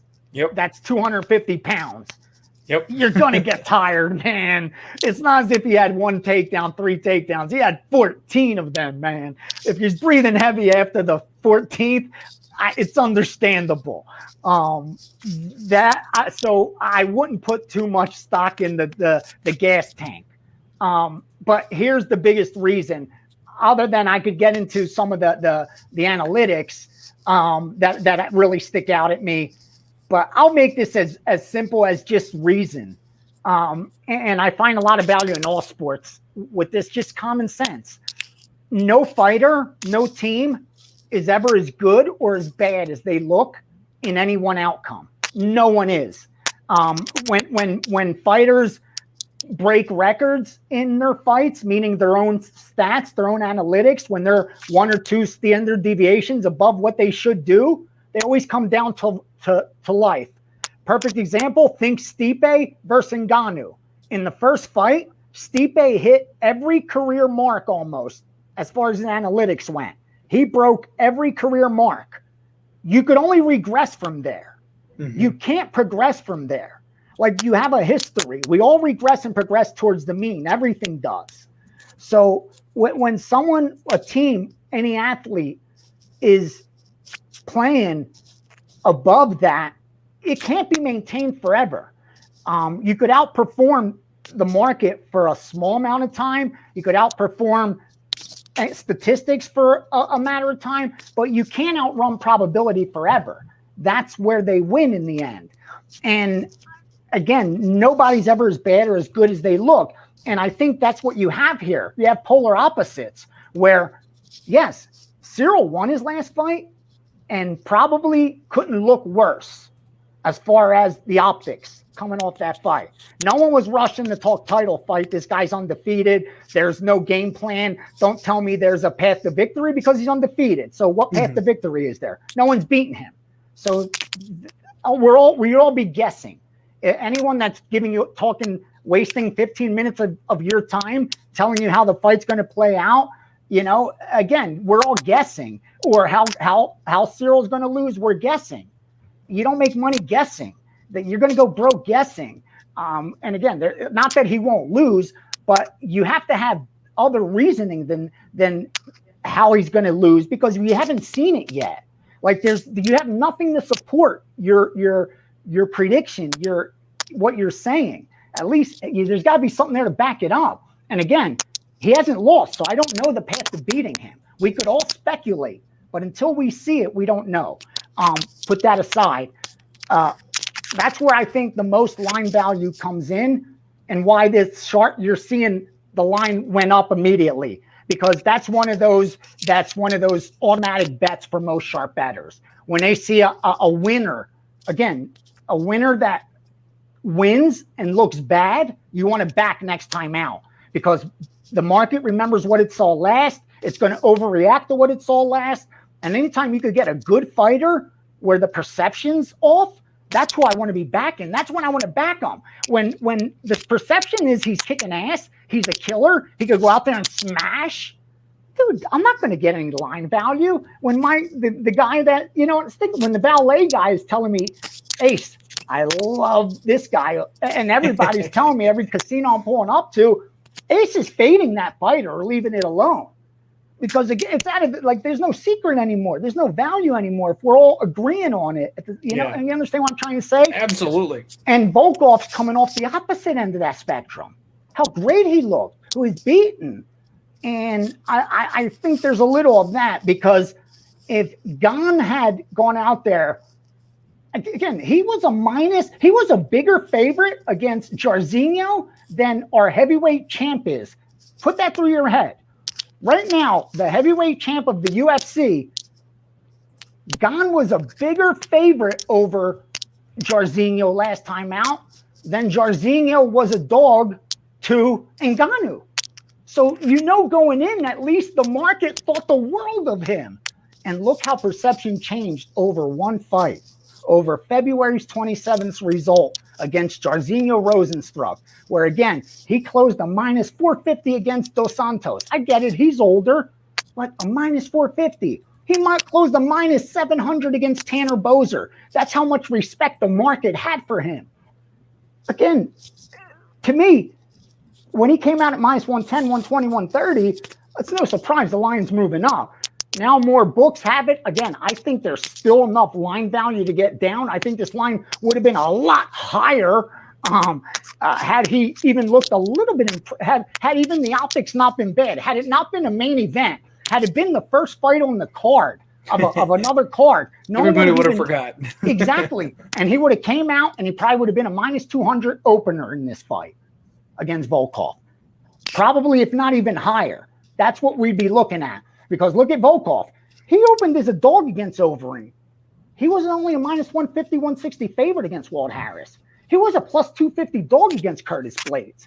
It's not as if the market's been saying he's the guy we all want to be backing. So again, the perception going into this fight is Volkov's the side and Gane's overrated, overvalued. I think nothing could be further from the truth. I think that's a conclusion drawn on 15 minutes of 25 minutes of fighting. And I think that's a huge mistake. Cyril Gane, anything less than minus 200, I think is the right side. I just think he's going to do the exact same thing and frustrate everybody. If you watch, that's what I like. I enjoy watching someone that you know what he's going to do, whether he bores the hell out of you, but you can't stop it. That to me is the most impressive thing in sports. John Fitch. That's why I think they should have open scoring. I want to know going into the last round that I'm ahead. So what? If I want to play possum, it's your job to come out and get the club to beat me. In every other sport, we know if I'm behind with 2 minutes left, I have to throw a Hail Mary. I know going in what the score is with 5 minutes left. I know the game plan. It makes no sense to me that a fighter so what if he's ahead? So now it's your time to come beat me. I can run around all the next 5 minutes. That's my job, to get the win. So what? Like, that to me makes absolutely no sense. That's the argument. They won't fight as hard if they know they're up. They'll try to juice out the win. That's what you're supposed to do. That absolutely makes no sense. Like, what are you supposed to do if you're up 2 touchdowns in football? You shouldn't be handing off and killing clock. You should be throwing and just in case they get an interception and then beat you. Like, you're not supposed to be protecting your lead? That's what sports is. Get out to a lead, protect your lead, go home a winner. No matter the sport, it's all the same. Zero-sum game. So, to me, I don't understand why we don't just go to open scoring. Again, this is a whole other topic we just got into. But that, to me, is what I think you're going to see. I think you're going to see Cyril do the same thing. Volkov's not going to be able to take him down, do anything like that. They're going to stand there, and Cyril's going to get the better of him and end up getting the win, whether it's even a decision. I wouldn't be surprised if I don't know what the total is going to be, but I think we're going to probably see a high total for heavyweights here. And I wouldn't be surprised if there's some value on an over, believe it or not. You know, Gianni, actually, that was the next thing I was going to talk to you about. Is I think the over is probably the move here, because regardless of who either of us thinks is going to win this fight, we could be flipping a coin here. Yeah, I don't want to. Again, you could be so right and I could be so off. I'm just being honest. That's my read. That's Sure. who I'll be betting. Right or wrong, win or lose, it ain't going to change either of our lives. You know what I mean? But Absolutely. That's my reasoning going in. I totally get it. I understand. I do want to go back to your point on Curtis Blades. I wanted to counter that just a little bit. The reason Curtis Blades landed so many takedowns in that fight, though, was because Volkov refused to sit down. Volkov refused to let him stop working. He didn't accept bottom position. Blades set the record for heavyweight takedowns that night because of how Volkov fought, because Volkov continued to stand up. He couldn't be kept down. Gotcha. That makes exactly sense. If you had 14 takedowns, obviously he weren't keep holding them down and controlling them. Well, and that's to my, for my side of things, everyone's clapping their hands at Blades being able to manage 14 takedowns in a fight. I'm looking at the other guy going, bro, this guy's never had. I agree. He's never had to land more than 3 takedowns in a fight. You made him do it again over and over and over, and then nearly knocked him out in the 5th. I don't disagree. Honestly, that's a valid and 100% you're on point. If you had to secure 14 takedowns, I don't care if it's in 15 or 25 minutes, even if it's in 25 minutes, securing what? 5 takedowns per round for 15 minutes, man? For 5 minutes, I mean? What were you controlling them for? 5 seconds each? Exactly. You're right. And that's where I'm confident this is going to be a striking game, because Gane's grappling is nowhere near Curtis Blades' level. And his last couple fights, really the significant strike difference for him came in his last couple fights, where someone in the chat, I got to steal this. I'm sorry I lost it. The chat's been flying by here. They called him Jairzinho Frozen Strike because he stood there and didn't do a damn thing for like 3 fights in a row, man. He was looking for the one perfect punch. We saw what happened in his last fight when it finally clicked. Oh shit, I need some offense if I'm going to win these fights. When he was just standing back and looking for that perfect counter, I feel like that's another, again, and this is speculation, we have no way of proving this, I feel like Gane was a beneficiary of that issue. I feel like he was the beneficiary of a guy that was looking for the perfect counter shot for 25 minutes and then never found it. So he outstruck him by staying to the outside, never providing that opportunity, and that's where that big differential, that big discrepancy in numbers came from. Volkov isn't that kind of a counter striker. Volkov's a legitimate high-level kickboxer. He's going to get in there. He's going to mix it up. So I think this is a much closer to 50-50, or like I said, I do feel like Volkov probably should be a slight favorite, and that's my reasoning behind it, because he fought a couple guys that were perfect stylistic matchups for him to look good against. And now he's a favorite over, in my opinion, the number 3 man in the world. Like, I think Volkov is incredibly underrated. Then you got to bet it and be comfortable with the outcome regardless. That's where I'm at. even if you locked in, plus 140 and you now could get plus 150, it never feel bad. Listen, if you get the best of it in more than 50% of your bets, you're doing a good job. If you could get it at 7 out of 10 bets, you're on your way to being very profitable. If you get it closer to that 8 range, you're, in that top 1%. But there's going to be overstretches where it happens to me all the time, and it gets me so mad.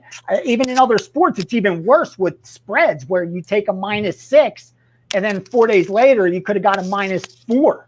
And the game lands 5 or something, and you lose where you could have won. That's even a worse feeling when it's a point spread. It's going to happen. And when you have the confidence in your conviction that you could beat the market, that more times than not, the ticket in your pocket is going to be better than the close, then you're going to be wrong sometimes. But you're going to get so much more upside when you're right compared to the downside when you're wrong, that it's worth jumping out when you're confident. You made Volkov the favorite, and they brought him out as a dog, and you got to give it the respect, maybe second look, because if you see a favorite and they make it a dog, you may want to take a second look. Did I miss something? If you haven't and you're like, I'm even more confident now, fire, bro. You fire, because you can't be certain that another sharp bettor isn't seeing the exact same thing, another group that wins, that gets respect, and comes in there and blasts that plus 140, and it goes down to even money. And now you don't even get that. You can't even make the bet anymore, or he goes to favorite and you can't make the bet anymore because you thought he should be a slight favorite. They steamed it all the way to a favorite. So you're done. Don't ever regret trying to get out ahead of the market. If you're constantly wrong, then you got to change your approach and figure some things out. But as long as you're right more than not, don't do it, man. Fire, and don't worry about losing that 10 cents. Long term, you're going to get higher ROI. Trust me. I'm hyped, Gianni. I'm not going to lie. I was hoping that you would back my side of things, but I knew with the way the line I appreciate that. I love it, because there's a lot of guys that I feel better too when they agree with me. So it always makes you feel good. I figured with the line going the way it was, I wasn't going to get the answer I was looking for. But regardless, a good back and forth on the main event. I think the people listening to the show are going to enjoy it. People looking for the Gane side of things, we're not going to get a good review from me because I'm hammering Volkov. So it kind of works out better for the show that you were on the flip side of things. But that's it, folks. That's UFC Vegas 30. We've got some fun stuff happening. I have got just a little recap. I've got 3 bets locked in so far. My 5-unit bet on Volkov at plus 125. I'm a little scared to go any deeper than that. That's the biggest underdog bet I've had my entire life. But if this number gets any higher than plus 150, I might have to do another unit or 2 on it because, like you said, Gianni, I am convicted, and I think the number is stupid at this point. I do have 3 units on KennedyNzechukwu at plus 100 even money. Really proud of that one. I've got IkeVillanueva at plus 180. I like the underdog there. And like we talked about, the spot that I really found over the course of this show is TimMeans. I'm going to bet TimMeans at that minus 160, minus 165 favorite spot. There's a couple violence bets that we talked about on the card. I'm looking at some unders the rest of the way. And that's my card. Gianni, if I recall correctly, you did give out DamirHadžović at minus 150 to start the show off. Was there anything else you wanted to mention for the people in recap? Here's my if they were fighting tonight, and honestly, with certainty, I'll either be all these sides or nothing at all. And this Damir, I'm on tonight. Damir, we'll say 3x on Damir, 1x on Timur, 2x on TimMeans, 1x on Pineda, and 2x on Cyril Gane. So we got a 3x bet on Damir. We got a 1x bet. I'll do the 1x bet, small bets on Pineda and Timur, just 1x. A 2x bets on Cyril Gane and TimMeans, and a 3x bet on Damir. That's 5 plays. Okay, 5 plays from Gianni. Thank you so much for joining us on the show tonight, man. 1x on OSP. OSP. Yeah, throw OSP in there. Why not? Almost forgot it. All right, OSP makes the cut. Johnny, we really appreciate you coming on the show, man. Always love you coming to hang out. The floor is yours if you want to tell the people where they can find you and hit you up after the show's over. Yeah, check me out on Twitter at Greek_Gambler. Same thing on Instagram. Put out what I can. I wish you guys all the very best. Again, if you're doing this for entertainment, for fun, have at it. God bless you. Put in some parlays. Seriously, take a shot. Have fun with it. And you're not going to lose more than you could afford. And guess what? You may have some weeks where you kick some ass. God bless you. And make some money. If you're trying to win long term and be in that 1%, it takes work. It takes a long time, man. I've been 30 years, and it took me the first 15 or 20 to realize before I had to do it. Hopefully, you guys do it faster. You have the internet now. We didn't have it back then. I was in the Stardust library trying to find data. And that's how it worked back in the day. Anyway, so again, thank you so much for having me. I appreciate all you guys. Wish you and your families, everyone the best. Stay safe. God bless. And whether you follow me or fade me, I hope you make money. Again, I'm not booking your action, so if you go against me, I hope you cash them. If you're with me, I hope we both cash them. So God bless, man. Have a good night.